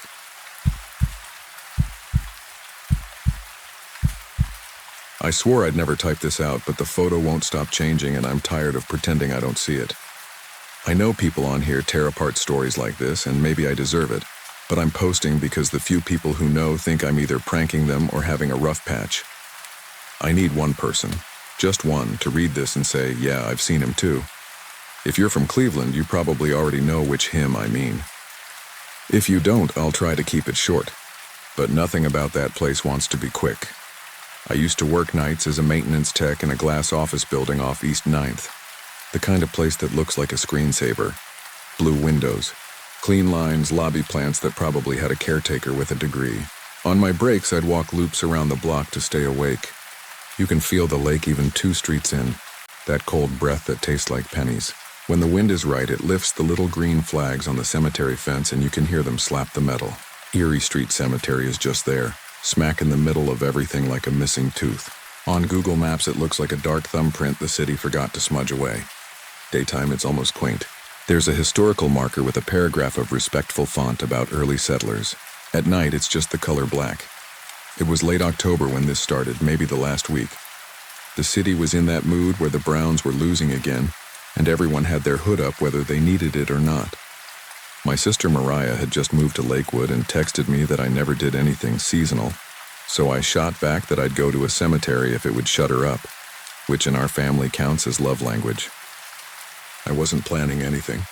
It just got into my head, and then on Wednesday I found myself standing at the gate with the uneven brick path going in like a tongue. The streetlights make everything a jaundiced yellow. You can hear RTA buses from 2 blocks away because the drivers ride the brakes in the turns. I didn't go in. The signs say it closes at dusk, and I've never been the guy who jumps a fence for a thrill. I just stood with my coffee and looked at the carved names and tried to decide how old you were supposed to be to get away with dying back then. And I remember this when I replay the night. I thought the ground smelled like iron, like I'd been in a hardware store. I chalked it up to the wet leaves or some buried old fence. Most of the stones are small, hunched. Some lean like they're listening to traffic, and there's a patch near the middle where the grass dips like a boat wake frozen in dirt. I almost left. Then a woman in a knit hat stopped near me, took a photo on her phone through the fence, and asked if I'd seen the guy. I laughed and said, "Which guy?" And she shrugged and said, "The one people talk about on the tours." She had a pamphlet from one of those ghost walks with a cartoon skeleton on it. I said no, and she smiled with her mouth but not her eyes and said, "Well, you will." Then her bus squealed up and she ran to catch it. I don't know why I remember her. Maybe because later I wanted to ask if we both meant the same guy. I never saw her again. I wish I'd gotten her name. That night I told Mariah I'd go in after work on Friday because she'd bullied me into seasonal fun, and she said she wanted to come if I could wait. She was free Thursday, actually. Our friend Ken from high school jumped into the group chat and said he'd bring his real camera, because he'd gotten into film recently and was that guy who wore a camera strap even when he didn't need to. I said sure. I wanted it to feel normal, like a walk, not like that first woman had planted something in my head. Thursday was colder. You know how the first real cold makes your nostrils burn? Like that. We met at Phoenix Coffee on 9th. The barista Tasha knows Ken and always greets him like he's just returned from a war. She asked what we were doing, and when we said cemeteries, she said, not me. And then to me, you need gloves. She slipped me a pair of the thin black ones from the tip jar because she said they'd been left behind and she was not trying to get haunted if no one claimed them. I didn't argue. They had a hole in the right index finger. We walked over just before dusk because the rule follower part of me wanted to feel like I wasn't technically breaking it. The gate was open. We watched a group of people on a tour farther down, a guy in a top hat doing his best Vincent Price. I felt better seeing them. Fear has trouble when there's a crowd. Ken loaded his camera like he was performing a ritual. Flick, click, spin. It put me in a good mood. We passed a couple arguing quietly near the marker about whether they should get dinner first or pay respects. A long white limo slid by on Euclid like some weird fish in a glass river. A cop idled on the corner with his window down, glancing at his phone, nothing more. Inside, it's smaller than it looks. The stones crowd together. Flags stick out at angles from the veterans' graves, all in a diagonal row. There's a big tree that's got one of those lightning scars spiraling down, healed over like a zipper. Someone had left a small pumpkin at the base of a stone, and another had what looked like a sandalwood stick, burned down to a stub. The city leaned over all of it. You can see the terminal tower and the Hard Rock guitar sign, and if you stand at one corner, you can read the Now Leasing banner across a new apartment building. The contrast felt cartoonish. I guess that's how that place survives. Everyone has to pretend it belongs. We didn't see anything at first. We walked. Ken took test shots. Mariah read names aloud under her breath like she was taking roll. Wadsworth. May. Clark. Poor Clark. She does that, talks to no one, the only person I know who apologizes to furniture. It was quiet enough to hear the chain on the gate clink when the wind tugged it. The air was that kind of cold where your ears ache. We stood near the center dip, where I swear the ground feels hollow in a way I don't know how to explain. Like when you're walking on a boardwalk and the boards give the tiniest bit, that whisper of air under your steps. I stamped once and Mariah gave me a look and said, "Don't." Ken wanted to do a long exposure shot to catch the streetlights and the new buildings framing the old stones. He was excited about the way the yellow sodium and the LED white made the granite look sick and clean all at once. He set the camera on a little tripod and told us to stand still so we wouldn't blur if we wandered into frame. He said something like, "If a ghost wants to photobomb, now's the time."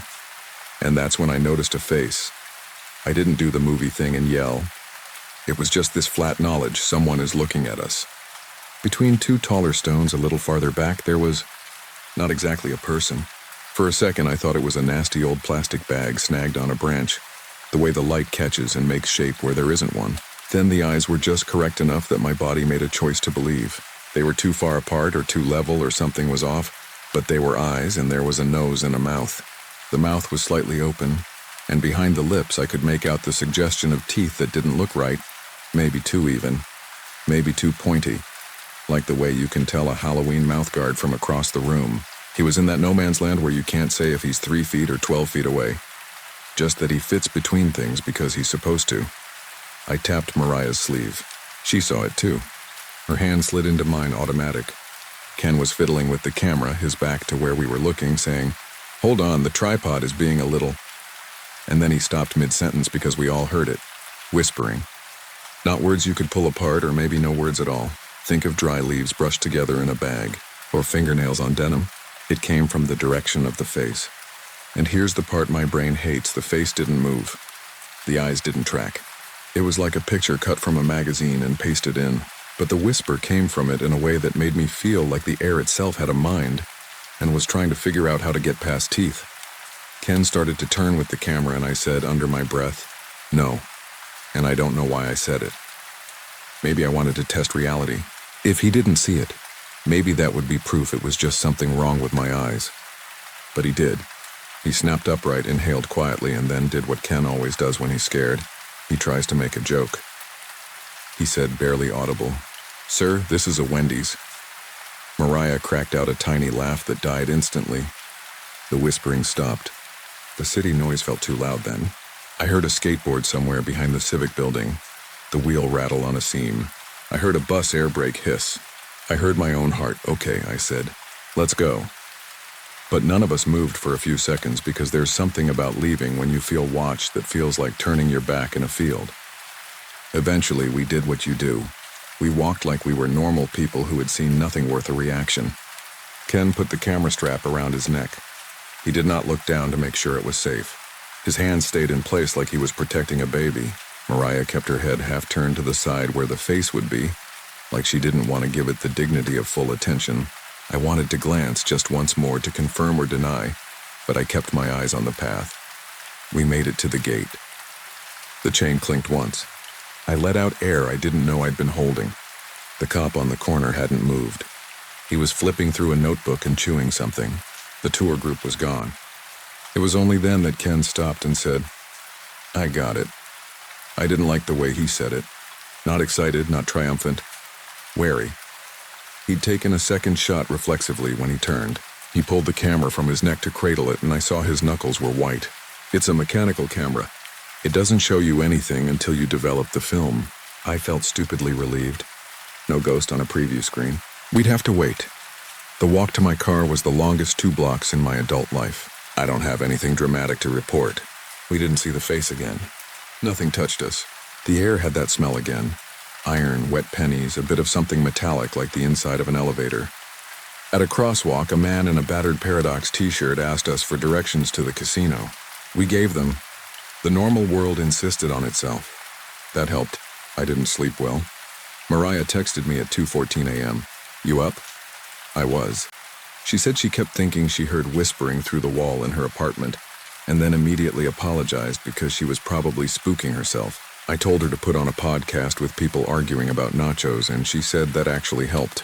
Ken, for once, didn't send any ironic memes. Friday morning, I went into work and spent too long scraping something gummy off a lobby tile because focusing on something small felt sane. Saturday, we took the film to a little shop in Ohio City. The guy there, graying ponytail, each finger with a silver ring, told Ken he'd have to wait a day. Ken looked ready to argue, but the guy had the soft authority of someone who's outlived every trendy camera store, and Ken deflated and said, "Sure." On the way out, Mariah made us stop at the bakery and she bought a loaf of bread for grounding. She always uses that phrase. We each tore off a piece in the car and ate in silence like we were taking communion. That night, my neighbor, the one who keeps his grill under a tarp year-round, was outside smoking, and he called across the landing, "You hear that?" I said, "Hear what?" He was peering over the railing into the parking lot. "Like a leak," he said. We both listened. There was this thin, constant hiss. I wanted to say it was wind, but there was no wind. The flags weren't moving. I went back inside. My bathroom mirror had a new smear in the corner.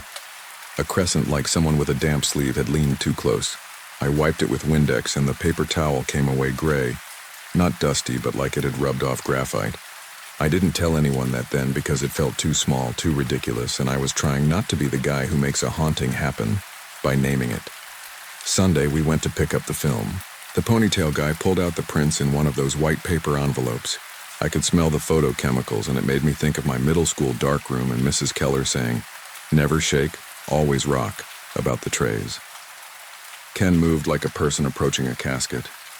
The first few prints were standard Ken, slightly off-center city stuff, a traffic light with that big leaf in the corner you don't see until it's all you can see. Then the ones from the cemetery. He'd gotten the long exposure. The stones looked almost buttery. The building behind them glowed like white teeth. Mariah was a blur at the right edge. She must have shifted. Nothing strange.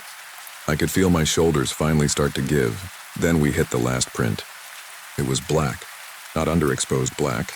Not we screwed up black. There were streaks of lighter gray across it, but not like light leaks. They had a direction. And in the center, taking up almost the whole frame like someone had pressed their face directly to the lens and flattened their features, was that face. Not perfectly detailed, film never is. But the eyes were there, too wide apart, or maybe not, maybe just too calm. The skin looked not bruised, not decayed, smooth, gray like unsealed cement after rain. The mouth was open. You could see teeth. Not sharpened like a cartoon vampire. Just wrong. Too uniform in the wrong directions. Like a filing cabinet someone had taken a rasp to in a hurry. The ponytail guy made a hun noise like he was tasting a spice in a stew and couldn't place it. He peered and said, almost offended, "How did you do that? You taped something to the lens?" Ken didn't answer him. He was holding the print by its edges like it would bite. Mariah put her hand on my arm, fingers vice tight. The guy flipped the negative up to the light to check. The polite method of someone skeptical but not wanting to say fake in front of customers. He froze. The image was on the negative too. Pressed up right there, teeth and all, flattening the grain. He adjusted his glasses, exhaled through his nose and said, "Lighter now." "Well, that's a new one." We stepped outside into a street that felt too bright. Ken didn't want to take the print home, then did. Then almost handed it back to the shop owner before changing his mind again like the decision was hot in his hand. Mariah said very softly, "I don't want this in my car." Ken put it between two pieces of cardboard like a sandwich. He joked that maybe the ghost would suffocate. None of us laughed. I suggested we take it to my place and look at it under better light, immediately regretting the words because now it was my place. But it felt wrong to leave it somewhere or drop it like toxic waste. That felt like asking for a problem. Back at my apartment, we put it on my kitchen table. The sun came in through the blinds in those prison stripes. The face just sat there on glossy paper. If you've ever held a photo of yourself you hate because some angle makes you look like someone else, you know that instinctive dislike. This was like that turned outward. Ken paced. Mariah made tea even though none of us wanted it. I noticed something while staring at the print, not wanting to be dramatic by saying it out loud. The lighter streaks, those gray smears. They lined up like greasy marks, the kind your fingers leave on a window you've tried to clean with your sleeve. I had a stupid idea and got a flashlight. When I shone it across the surface, low and raking, tiny ridges caught and through shadows. The print had texture now, new, as if moisture had swelled it overnight into tiny waves. Ken wiped his palms on his jeans. "Is it wet?" he asked. It wasn't. My fingertip came away dry, but there was a coolness off it like a stone countertop. I felt watched. Not from the photo, from somewhere to my left. The bathroom. That smear in the corner of the mirror had returned and grown. A half moon now, and when you stood directly in front of it, you couldn't see the smear at all. Only when you stood to the side, like how a rainbow dodges you. I walked over, told myself I was being a child, and wiped again. The paper towel came up gray like pencil shavings, and for a second, if I had to testify under oath, I would admit that when my finger met the glass there was the slightest give, as if the mirror wasn't perfectly rigid, like a very thin film of water between it and the air. For the next few days, nothing overt happened. Ken kept the print. He put it in a plastic sleeve like a comic book. He texted us that he'd put it in a shoebox in his closet, then texted he'd moved it to under his bed because he couldn't sleep with his closet open. Mariah stopped by work at lunch with an excuse to hand me a roll of packing tape I didn't need. She didn't want to be alone. We didn't say that out loud. We talked about pizza and then about the election and then the weather. We kept subjects surface soft. Every time a bus hissed, my shoulders jumped. On Tuesday, Ken sent a photo of the print on his kitchen table. "It moved," he typed. I stared at it. It was the same print I could tell from a corner nick, but the face seemed slightly off-center now. I told myself it was the angle. He said, "I know what a camera angle is, man." That's how Ken gets when he's scared. Annoyed, like fear is the cable company messing up his bill. Wednesday morning, Mariah called me before her shift. She said her bathroom mirror looked muddy, her word, like there was condensation on the inner surface. She'd wiped it, and for a split second it looked like a forehead pressed to glass from the other side, the skin flattening. Then nothing. Just the distorted reflection of her towel. She laughed the kind of laugh that's a plea and said, "Tell me you hate me and that it's in my head." I said I hated her and it was in her head. We both felt better for exactly 1 minute. When fear phases through your day, it makes you pay weird attention to details. The elevator had a tempered glass panel and I found myself not standing directly in front of it, like I thought it would bulge out. In the lobby, one of the plants had those spiderwebby strings between leaves and I couldn't stop staring, because the threads looked thicker than they should. like fishing line. My coworker Curtis asked if I was okay, the way people do when they can't decide if you're hungover. I said I was fine. He launched into a story about his neighbor's dog eating a sock. I was grateful for the sock story. That afternoon, the building's overnight security woman, Lorraine, came in early for a training and pulled me aside. "You walk near the cemetery a lot, right?" she said. I said yes. She said, "You ever see people in there after hours?" I said sometimes, but not often. She told me she'd been watching the cameras last night because there'd been a car break-in across the street. And at around 2, she saw a figure leaning against our front doors, not trying to get in, just putting their face close to the glass like they were trying to read the directory from the wrong side. "Tall?" I asked. "Couldn't tell," she said.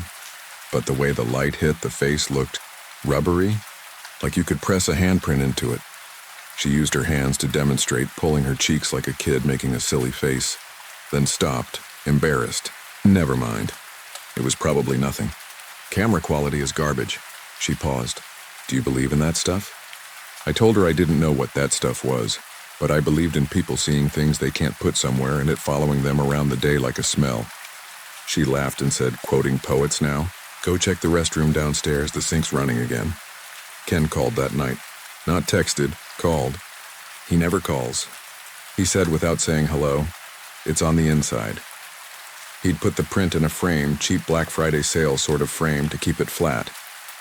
He'd hung it in his hallway, thinking it would feel less like a live thing if it had a border, and now there was condensation between the glass and the print. He could see tiny droplets rolling down slowly, leaving faint trails. He took the backing off the frame to let it breathe. The paper was dry to the touch. He put it back together and the droplets formed again, but only on the interior of the glass like breath from someone close. He tapped the pane. A fog bloom spread from the point of contact like a ripple, then cleared. "Come over," he said. I said, "Right now?" He said, "Yes." Ken lives off Detroit Ave, second floor of a 3-story place with a front porch that always smells like someone else's cigarette. His hallway is narrow. The framed print hung exactly eye level too. Ken is a little vain about alignment. In the picture, the face was still pressed up. The mouth a little more open. I can't swear to it. But the thing that made my stomach drop was the tiny hair caught at the very lower right corner inside the frame. The kind of wayward eyelash that rides a picture forever, except I know Ken had just opened the backing and I know there was no hair there before. The moisture had beaded around it like on a spider web. Water gathers on what it can see. We stood there like we were waiting to be introduced. Ken fetched a screwdriver. He had this plan to take the glass out and put the print in a plastic sleeve, and then into a second frame like layers would confuse it, the way people stack locks. As he unscrewed, the room got colder. You know when your fingers lose their precision because the cold gets inside the joints? That. I glanced down the hall toward his bathroom. The small mirror above his sink was fogged like someone had just taken a shower, but the air was crisp and dry. I could smell his soap faintly, the cheap kind that tries to smell like pine. He took the glass out. It was cold in my hands when I held it for him. I swear, please believe me, it had the same feel as when you take a window out in winter to replace the pane, how the outside is still clinging to it. Ken slid the print into a plastic sleeve and we both felt weirdly proud, like we'd outsmarted a draftsman's nightmare. He put it into a different frame with no glass. He hung it back up. We waited. The flatness of the paper felt like defeat to whatever was playing with us. We retreated to the living room and watched the Weather Channel with the sound off for something to focus on. That wasn't human. After 10 minutes, we checked. There were faint crescents at the top corners of the bare print. The kind of marks oil leaves after a forehead has leaned, and the plastic sleeve made a tiny statusy groan when we lifted it, like it had been stuck to something by a dampness not quite there. Ken said a word I won't print because it puts too much signal into the world. We took it down and put it into the shoebox again. We taped it shut like an apology. Ken said he'd take it to the river and throw it in. I said, "Don't." He asked why, and I didn't have a good answer beyond an image in my head of it sliding wet onto a bank somewhere it could see who found it. He said, "Then to the dump." I asked him, "Well, what if someone opens it?" We were playing hot potato with a decision. Mariah texted us both at 12:41 a.m. "Are you awake?" She didn't know we were together. We FaceTimed her. Her bathroom mirror was fogged again, She showed us the whole apartment. Nothing visible. We told each other we were doing great. We were not. The next morning, I woke to a voicemail from Ken that started with just the sound of him breathing hard, and then, it's at the door. He wasn't the call 911 now type. More the call you first, and I hate that about him when I love it any other time. I went over. The shoebox was sitting upright against his hallway door from the inside, as if someone had set it there thoughtfully, to be the first thing you see when you leave for work. He swore he'd left it in his bedroom closet on the top shelf. The tape was intact. We opened it together because there was no other move. The plastic sleeve was fogged on the inside. I told him it was condensation from the temperature difference, my rational voice doing laps. He said, "It's not cold in my closet." We brought it into the kitchen, set it on the table like a live bird we didn't know how to release. We stared until the fog thinned. The face came into focus. Mariah called before we could plan our next avoidance. She said she'd asked her downstairs neighbor if their bathroom fan was broken. And the neighbor, an older woman named Bev, who feeds the squirrels in the courtyard, had said, puzzled, "No, sweetie, but the mirror keeps squeaking." I asked, "Squeaking?" Mariah said Bev said it sounded like a thumb rubbing on glass from inside a fish tank. By now you're thinking we should have taken it to a priest or a museum, or set it on fire. I'll tell you, we tried a smaller version of those things. I brought it to my friend from work, Curtis, who volunteers at the Historical Society. He's one of those guys who knows the original name of a street nobody uses anymore, and where the river used to bend in 1871. He looked at the print without smirking and said, "You know, people say they see a guy in there sometimes." He told me the story about a drummer boy buried there, a few murdered men, a mounds thing I can't do justice to. He said sometimes the oldest part of a place doesn't want to make room for the newest part, and the overlap squeezes something through. He said it like he was talking about plumbing. I felt relieved that he didn't laugh. He suggested we take the print back to where it came from and leave it at the gate, not inside, just at the threshold. He said things like that, respect boundaries. I didn't ask him where he learned that. I didn't want to know. We picked a time near dusk because that felt respectful to whatever had its own schedule now. Lorraine said she'd keep an eye on the cameras and call if anything weird happened. The cop on the corner was a different one, younger, standing outside his car with a coffee. He asked, "You folks all right?" We said yes. He nodded as if he'd been trained to accept that answer no matter how it sounded. There were a couple of joggers pretending it wasn't cold. Someone walked past with a Great Dane wearing a sweater. The normal world was loud in its normalcy again. We put the shoebox down just outside the gate, on the left where the brick meets the sidewalk. Ken crossed himself, though he's never been religious. Mariah touched the fence with 2 fingers, then winced and looked at her fingertips. There was a gray smudge like graphite. We stood back. Nothing happened. A bus huffed and rolled past. The wind raised the flag stumps, dropped them. I wanted to do something ceremonial, say a string of nice nouns, light, home, sleep, mercy, but I felt silly. We waited 10 minutes and nothing happened, so we left. I told myself that's what it wanted, to sit where it could look out and in. That night I slept not well, but sleep with corners instead of walls. In the morning, the shoebox was gone. I tell myself someone took it. Teenagers, a recycler, whoever, and that's the part of the story that keeps me okay. That someone cleaned up our litter and is currently annoyed to find a photograph and nothing else. 2 days went by. On Friday, Mariah texted, "Hey, listen." She was in bed, covers up. I heard a sound through her phone that makes me angry to describe because it seems so trivial written down.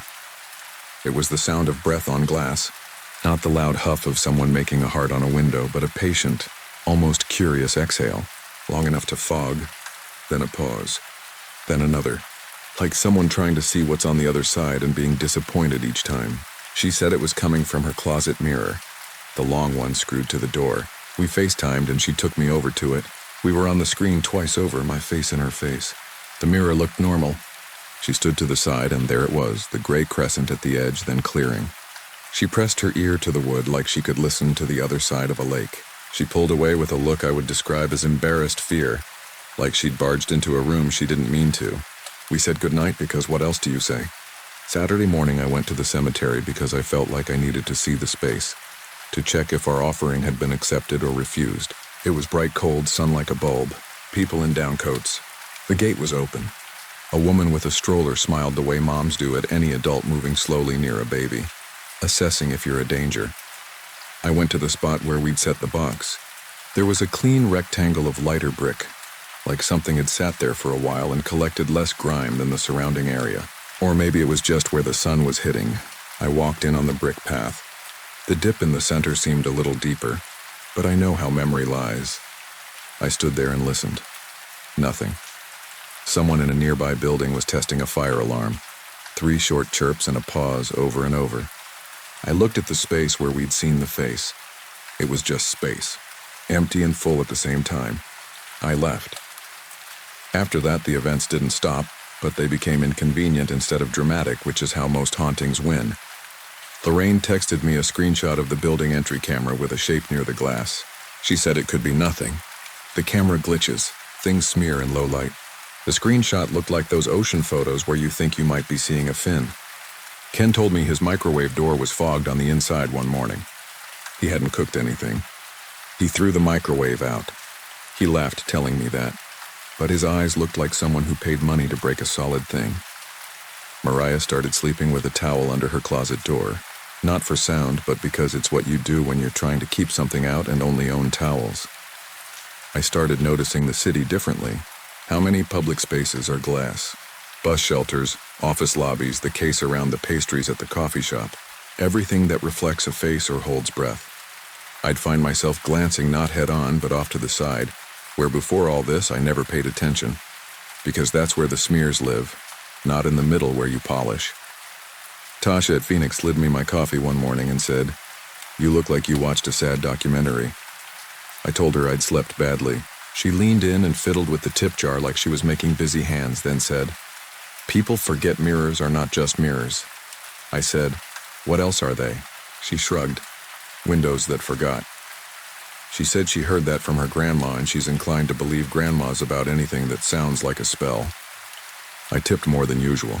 Last week, 8 days ago, I think, I got a text from a number I didn't recognize. Just a photo. It was the cemetery from outside the fence. The angle was from across the street, like from the bus stop.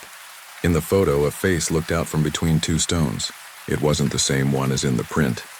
This one wasn't pressed to anything. It was farther back.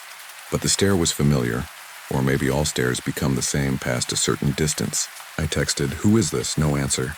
I stared at the photo, waiting for the little ellipses to bubble. Nothing. I called Ken, sent it to him. He called back immediately and said, "Is this from me?" I said no. He said he'd gotten a different one an hour earlier. His own hallway mirror photographed dead on. No human in the frame. On the glass, 2 gray crescent smears facing each other like parentheses. Yesterday in the lobby at work, I cleaned the glass doors because it made me feel like I could control 1 square foot of the world. I sprayed and wiped and the towel came away gray, more than usual. Lorraine came by and said, "You hear about the tourist?" I said, "What tourist?" She said there was a report filed from a woman visiting from out of state who swore a man had leaned into her camera at the cemetery, joked that she'd get a close-up, and when she checked her photos later, the last one was black with teeth. She laughed it off, posted it somewhere, then went home and put electrical tape over all the little cameras on her devices because she felt watched by her own stuff. Lorraine said, "On the record, it was nothing. Off the record, it was the first time she'd heard almost our story from someone who wasn't us." She looked at me as if that meant we were part of a club you don't want to join. I'm dragging this out because the end isn't an end. The thing we tried to return didn't stay returned. It also didn't explode our lives. It's not pounding on windows or writing backward words in steam. It does smaller, pettier things. It fogs the inside of picture frames so you have to take them down and wipe them where you can't reach without dismantling your own history. It leaves the shape of a forehead on your TV screen that you don't notice until you sit in the dark, and the standby light glows red. It makes bus shelters opaque for one breath as you approach, so you think someone is inside when no one is. That's the trick. You start living around glass like it's a sleeping animal. Ken moved the print, he still has it. He lied about the river and the dump, and I think you knew he would. To a storage unit in a metal filing cabinet, because the box inside a metal thing felt like a spell, even if we didn't say the word. He taped the drawer with painter's tape and wrote tax documents on it, because he read somewhere that names matter. He says he hasn't checked it in a week. I don't know if I want him to. Mariah bought a cheap wooden standing mirror, the kind with the hinged back, and flipped it to face the wall. She says that's not for superstition, but because she realized she doesn't need to watch herself every morning to know she's there. She says that like a joke. I decided not to ask what she sees when she walks past at night. I finally went back to the cemetery this afternoon. It was sunny and cold in that crystalline way Ohio gets when the lake has decided to be kind for once. People were out just to be out. I stood by the fence and listened to the little clinks and the way the cars change pitch on the bricks, and even to my own breath. I took one photo on my phone because not taking one felt like backing away from a dog that needs you to show it you're not afraid. The photo looked normal. Stones leaning, tree with the lightning zipper, the hard rock guitar sign pretending it's still the 90s. I zoomed in on the spaces between things and saw nothing. I put my phone away, and as I did, my reflection slipped quickly across the screen, distorted by smudges I hadn't cleaned. The iron smell was there again, faint like a penny pressed into a palm. It made me think of that first woman with the pamphlet, the one who said, "You will." I want to pretend she was trying to help, like warning someone about a step. She probably forgot she even said it. Tonight, as I type this, my living room window shows me a dark city in the glass and a dim version of myself hunched, and a small lamp that throws a friendly circle on the table.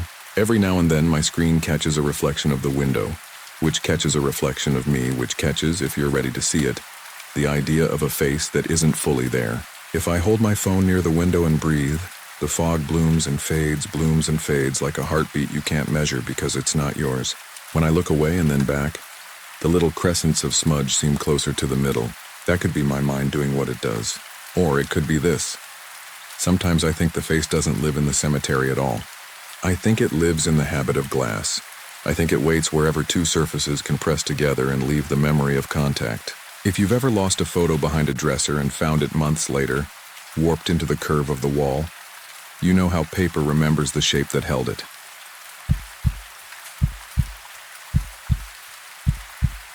I told myself I'd never type this out, but last night the chains tapped my window again, and I'm done keeping quiet.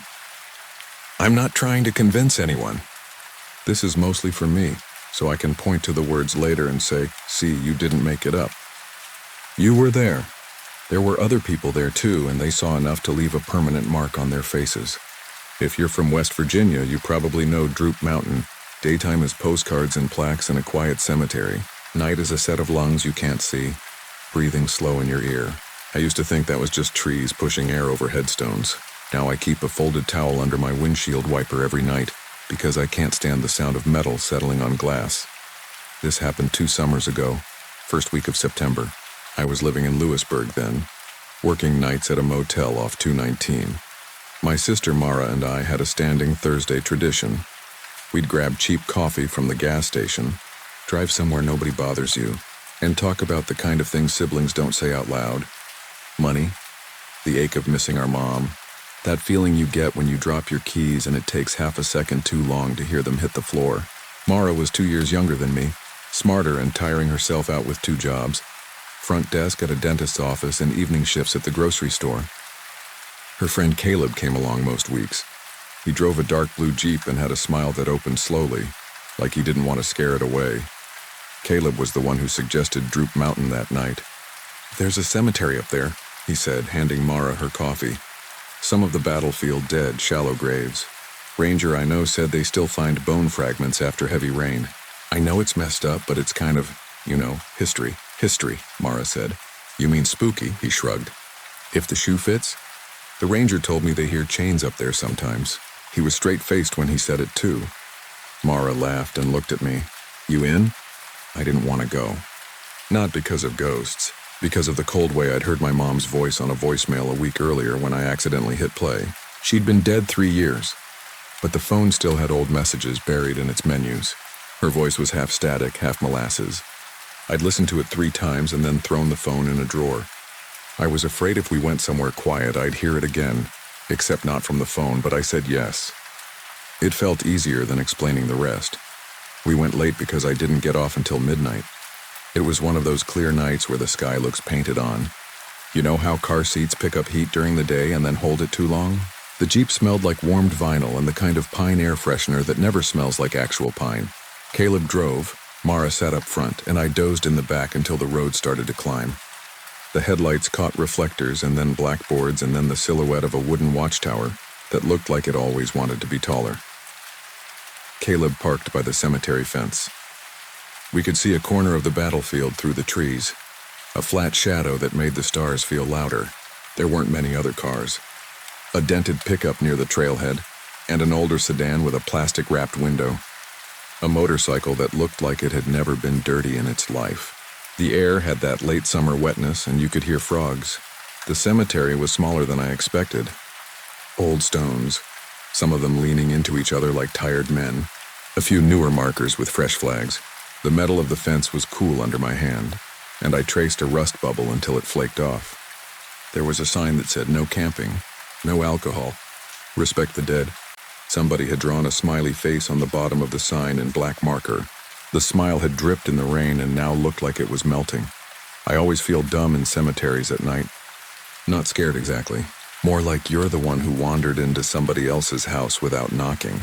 Caleb clicked on a small flashlight, the cheap kind with a rubber thumb button, and said, "We'll just walk around." 15 minutes. Mara shot a look at me. "You good?" "Yeah," I said. And I was. At least for the first few minutes, we walked. We read names out loud, the way people do when they want to prove they're not bothered by standing beside people who don't breathe anymore. There were a few stones with no names at all, just dates, and a few with a bank of numbers that didn't make any sense if you weren't good at old-fashioned math. A breeze moved through and rattled something in the trees. It didn't sound like a chain.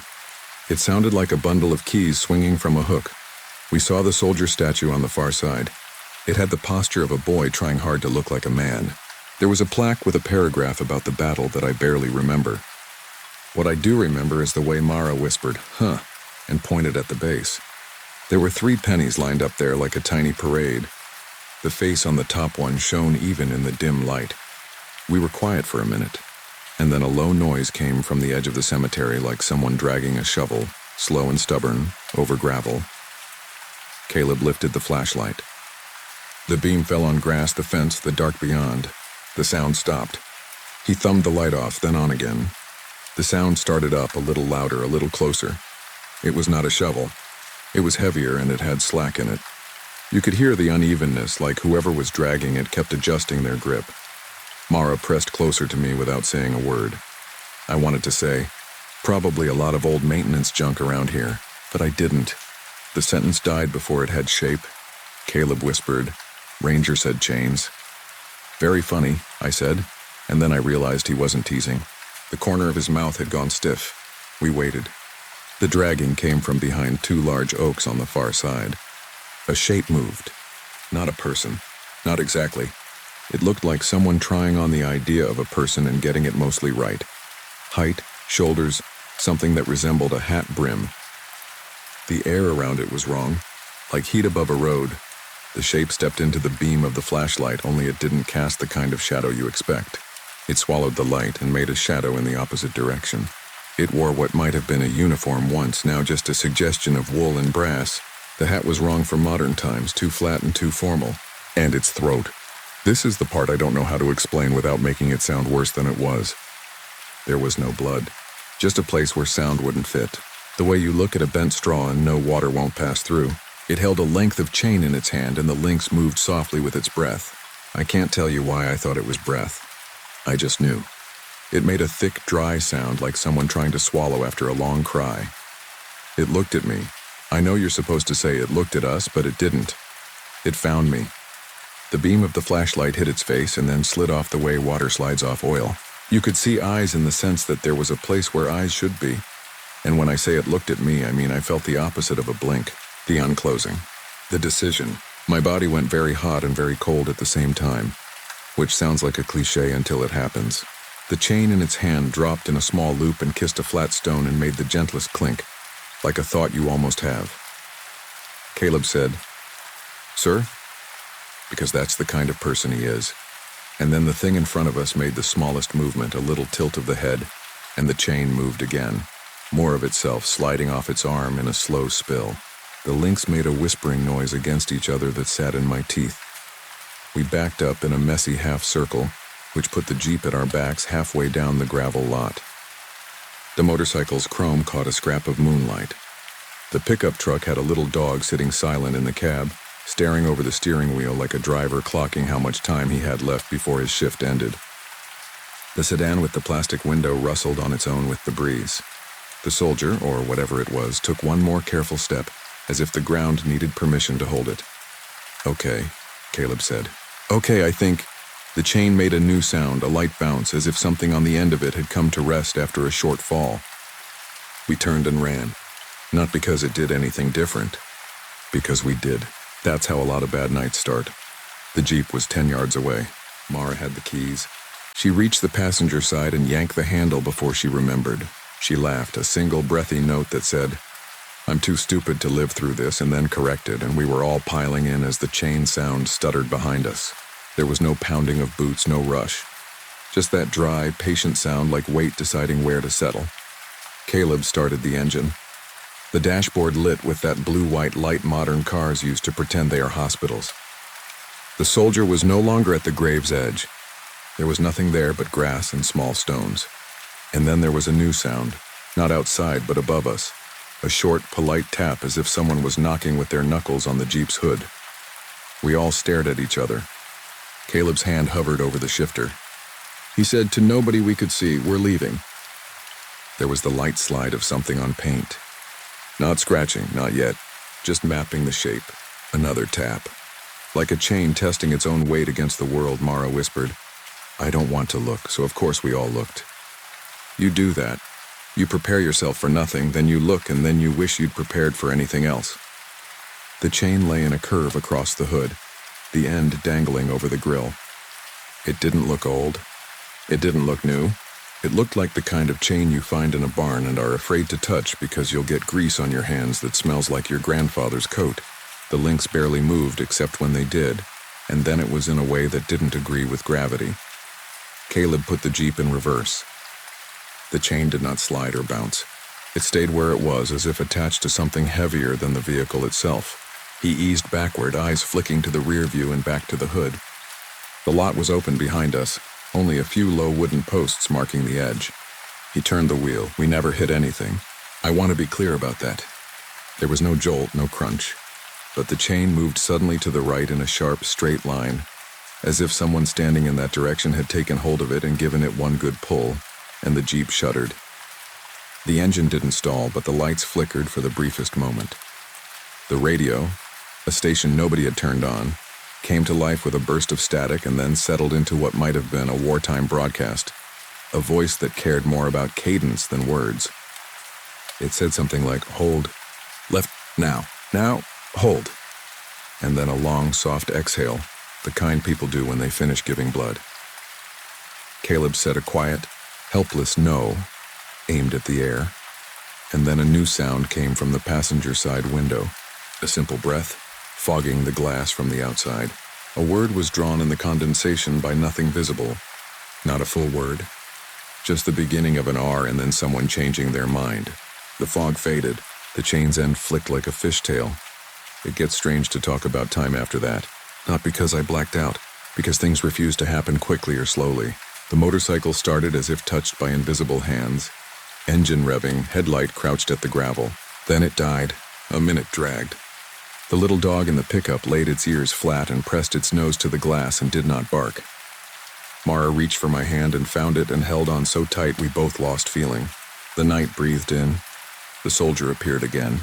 3 paces in front of us, the same wrongness bending the light at the edges. He was closer than any living person with a chain should ever be. I could see nothing below his eyes and above his chest that made sense, and what scared me was that there was nothing messy about it. No blood, no horror movie flourish, just absence, clean and absolute, like a bell had rung there once and now was simply not available to ring. He looked at me again and made that small, dry swallow. And then he lifted the hand not holding the chain and pressed 2 fingers to the space where his throat should open, as if checking a pulse. He moved those fingers outward a fraction of an inch, a motion that would look like loosening a tie on a man who still had a neck to wear one. Caleb whispered, "Sir, I'm sorry," and the soldier tilted his head as if listening to a distant bugle. We got the message at the same time.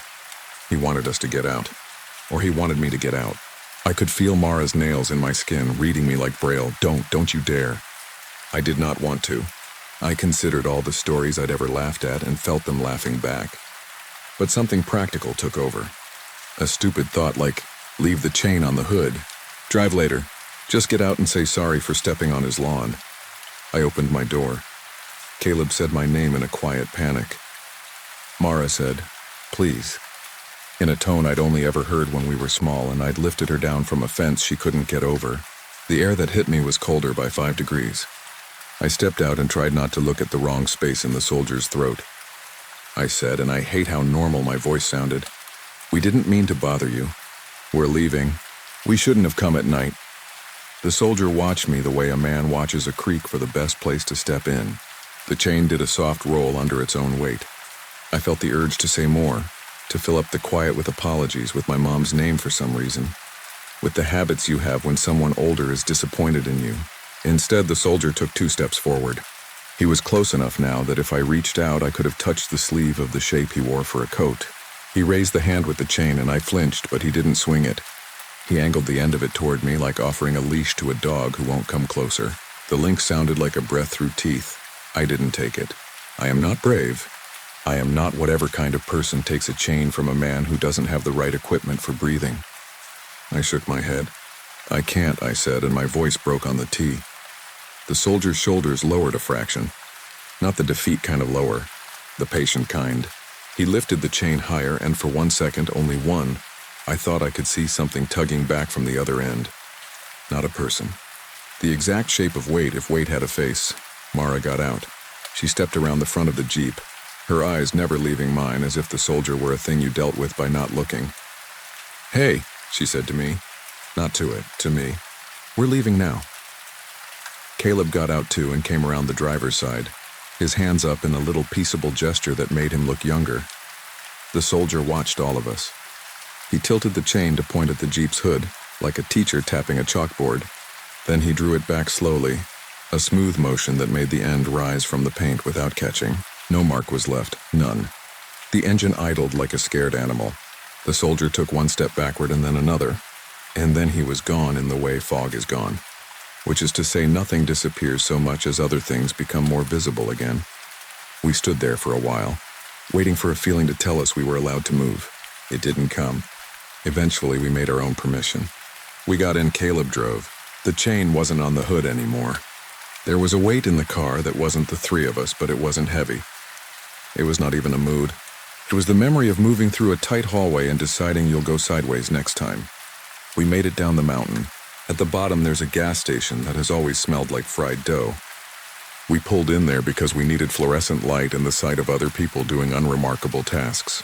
There were a guy in a coal dust jacket paying for cigarettes, a teenage girl buying a slushie and a scratch-off ticket for someone older, a woman with 2 littles in pajamas that had little moons on them.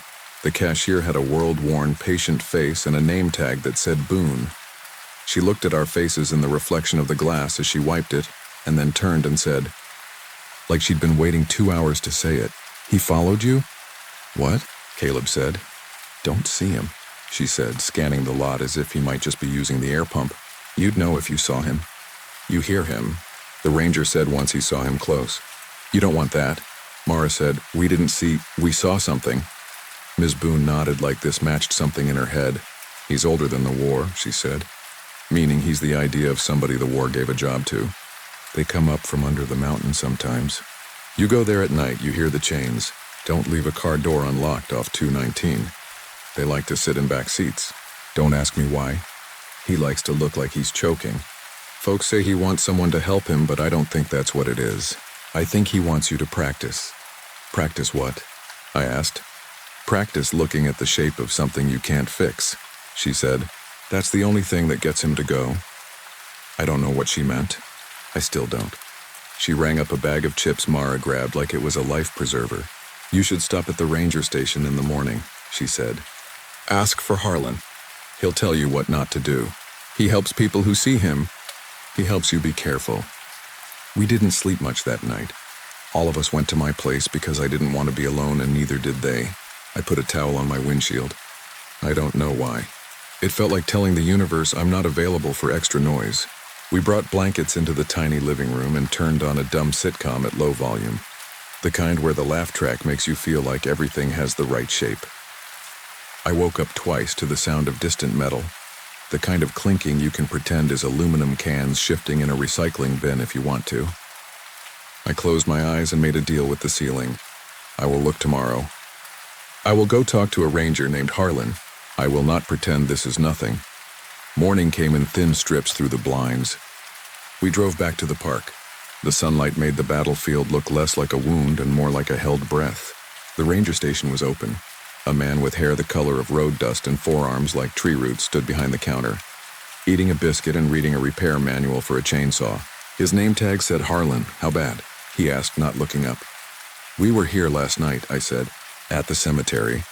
He let out a breath he might have been holding since the night before. Then he did look up. He took us in like a mechanic takes in the rattle of a car before it starts. He said, "Did he touch any of you?" "No," Mara said quickly. "He put a chain on the hood." Harlan chewed once. "Did it feel like he wanted you to pull it?" "Yes," I said. "No, I don't know. I think he wanted me to hold it." "Good," Harlan said, which felt like a weird word, but he said it gently. He likes to see who will help him finish something it ain't their job to finish. You don't take the end. You never take the end. You hold it, you're learning how to be the other side of it. He's followed folks home. Not because he's angry, because they showed him they'd hold. Caleb rubbed the back of his neck. "What do we do?" "Nothing dramatic," Harlan said. "No salt circles. No crosses. And don't go up there after dark. Leave your windows up. Don't look in your rear view if you hear something in your back seat until you're passing into town. Keep your eyes on living traffic. And if you find chain laid anywhere it wasn't a minute ago, don't pick it up. Don't move it. He may leave it on your vehicle again, but he can't keep doing it if you don't acknowledge it. That's the rule of a lot of things. They need your hands. Does anyone ever make him stop?" Mara asked. Harlan took another bite of biscuit and shook his head. "You don't make a mountain stop breathing. You just stop putting your face where it's exhaling. That's all I got." He gave us a photocopied sheet with park rules, which felt almost funny if it hadn't made my stomach tight. We left. It was a sunny day. There were kids walking with grandparents, pointing at plaques, counting squirrels. I wanted to be one of them. I wanted to misread the word artillery and laugh about it and go home and make spaghetti. We did make spaghetti that night. We talked about other things like rent and work and the way the motel vacuum always smelled like old pennies. But the chain sound had braided itself into every quiet moment. When I turned the faucet, when I shook out the towel, even when I slid my belt off its hook, the world made that small echo of linked metal, and my shoulders rose an inch. For a while after, nothing happened. Some weeks, I told myself I had let go of it, that we had just seen a weird natural thing and turned it into a story because the brain is a liar who loves a task. Then on a Tuesday, after a long shift where a man in room 218 had yelled at me for 20 minutes about a stain even I couldn't see, I went out to the lot at 1 a.m. and found the chain. It lay across my hood like someone had measured very carefully and set it down. There was no one else around. The security camera above the office door has a red light that blinks when it's recording, and it was blinking, and I thought, good, I have a witness. I didn't scream. I'm proud of that. I did go back inside and sit on the vinyl chair behind the desk and remember how Ms. Boone had said not to touch anything. My hands itched like I already had grease on them. I told myself 20 reasons not to move it. I added Harlan's sentence to the list. I looked at the screen that feeds the security camera and watched myself walking around in a tiny delay from earlier. I watched the empty space where I should now go. Eventually, because the world insists, a guest came in to ask for a wake-up call. His name was Mr. Connell, and he always left the remote on the table exactly parallel to the edge. "You look like you saw a ghost," he joked, and it landed with a thud I didn't want to unpack. I said, "It's nothing," and gave him a 5:30 a.m. wake-up call because he had to be on site by 6. When I went back out at 2, the chain was gone. I checked the ground. Nothing. I checked my hood. No scratches. My towel had shifted a little as if it had been moved and set back not quite right. I put it in my trunk. I got in the car, locked the doors, and drove to the 24-hour laundromat because I wanted the sound of dryers to be the sound I heard. On the way, at the long curve just past the church with the cracked bell, I felt the car grow heavier for a second, as if a new passenger had settled into the back seat. I did not look back. The rear view showed only the empty dark. The seatbelt light didn't flash. I told myself maybe I had driven over one of those invisible dips in the road that feel like the earth shrugging. I thought about Harlan's rule: keep your eyes on living traffic, and focused on the yellow lines like they could swing me across. At home, I pulled into my spot and sat with my hands on the steering wheel for a long time. My phone lit up. A text from Mara. "You good?" I typed yeah, then backspaced, then typed think so, then put the phone face down. Upstairs, I turned the TV on and walked to the kitchen. The sink tap had a slow drip I'd been meaning to fix. The drip tapped the stainless steel. The stainless steel multiplied the sound. I stared, and that was my mistake. I listened not to water but to the rhythm it made, and the rhythm wasn't water. It was the sound of something counting its own links. 1, 2, 3. The apartment suddenly felt like a borrowed space with rules I hadn't read. I slept with the lamp on. Around dawn, when the city sounds were just beginning to assemble, the garbage truck yawning, a door thumping somewhere down the hall, I heard it. A light metal tap against glass. Like knuckles again, I sat up. It came again, from the window above my small couch. It wasn't aggressive. It was like someone tapping gently to get my attention without startling me. I stood and crossed the room and, heart thundering, lifted the blind half an inch. There was nothing. No one. Just the parking lot and the first washed-out light of morning. And then a final small tap right next to the sash cord. I don't know what made it. The cord barely moved. I put the blind down. You'll want to know what happened after that. Here it is, I kept living. That's all. But in the way you live after you notice something in the corner that wasn't there 5 minutes ago, and you can't say you imagined it. I still go to work. Mara still comes by. Caleb still texts me dumb memes and stocks my fridge with that sweet tea he likes. Miss Boone will sometimes give me my change in coins that feel heavier than they should. And once she slid a quarter back to me and said, "You keep him out by not being useful." I don't know if that's a thing you can practice. Being not useful when the thing wants your hands. We haven't been back to the cemetery at night. We went on a Sunday afternoon once, high noon, with kids running around and a couple taking engagement photos near the overlook. It felt safer. We walked the paths and stood by the soldier statue and placed 3 pennies at the base, like some kind of apology we didn't know how to phrase. The breeze was gentle. The trees made harmless sounds. We took one group photo with our eyes a little too wide. It looked normal. That's the lie of photographs. They can't hold a noise. Sometimes, when a heavy truck goes over the bridge near my place and the sound carries, I reach for my car key even if I'm not driving anywhere. Sometimes, when I drop my keys and they hit the floor, I flinch because the metal rings in a way that tells me I'm not alone. And twice now, once in the motel lot, once outside my building. I've come back to my car and found the towel on my windshield folded very neatly and placed on the hood, like a napkin waiting for the next course. No chain, just the suggestion of one. I pick the towel up with both hands and lay it back in place and drive on roads with company. I keep my eyes forward. I don't check the rear view any more than I have to. I don't take the end of anything. Last night, the tapping on the window was gentle, like someone trying not to wake a baby. It came 3 times, then stopped. I waited for the chain that didn't appear. I lay there and counted my heartbeats until numbers felt like links. Maybe this is just in my head now. Maybe the mountain breathed on me and I never got my breath back right. Maybe, like Harlan said, you don't make a mountain stop breathing. You just try not to press your face into its mouth. Sometimes I think about that soldier looking right at me. Not angry, not pleading, just choosing. I think about the way he lifted the chain a little, the way a person might hold a door for you in a hallway. I think about what it means to be invited into a job you didn't ask for. I tell myself I'm writing this to shake something loose. But the truth is, if I go out to my car tonight and there's weight on the hood, not heavy and not light, just intentional, I don't know what I'll do. People say they always know. They don't. You make the next motion because there's air to move through, and even absence has a pull. It's still early. The sky outside is the kind of pale that makes every shadow look honest. The towel is on the windshield. I can see it from my window, folded flat against the glass.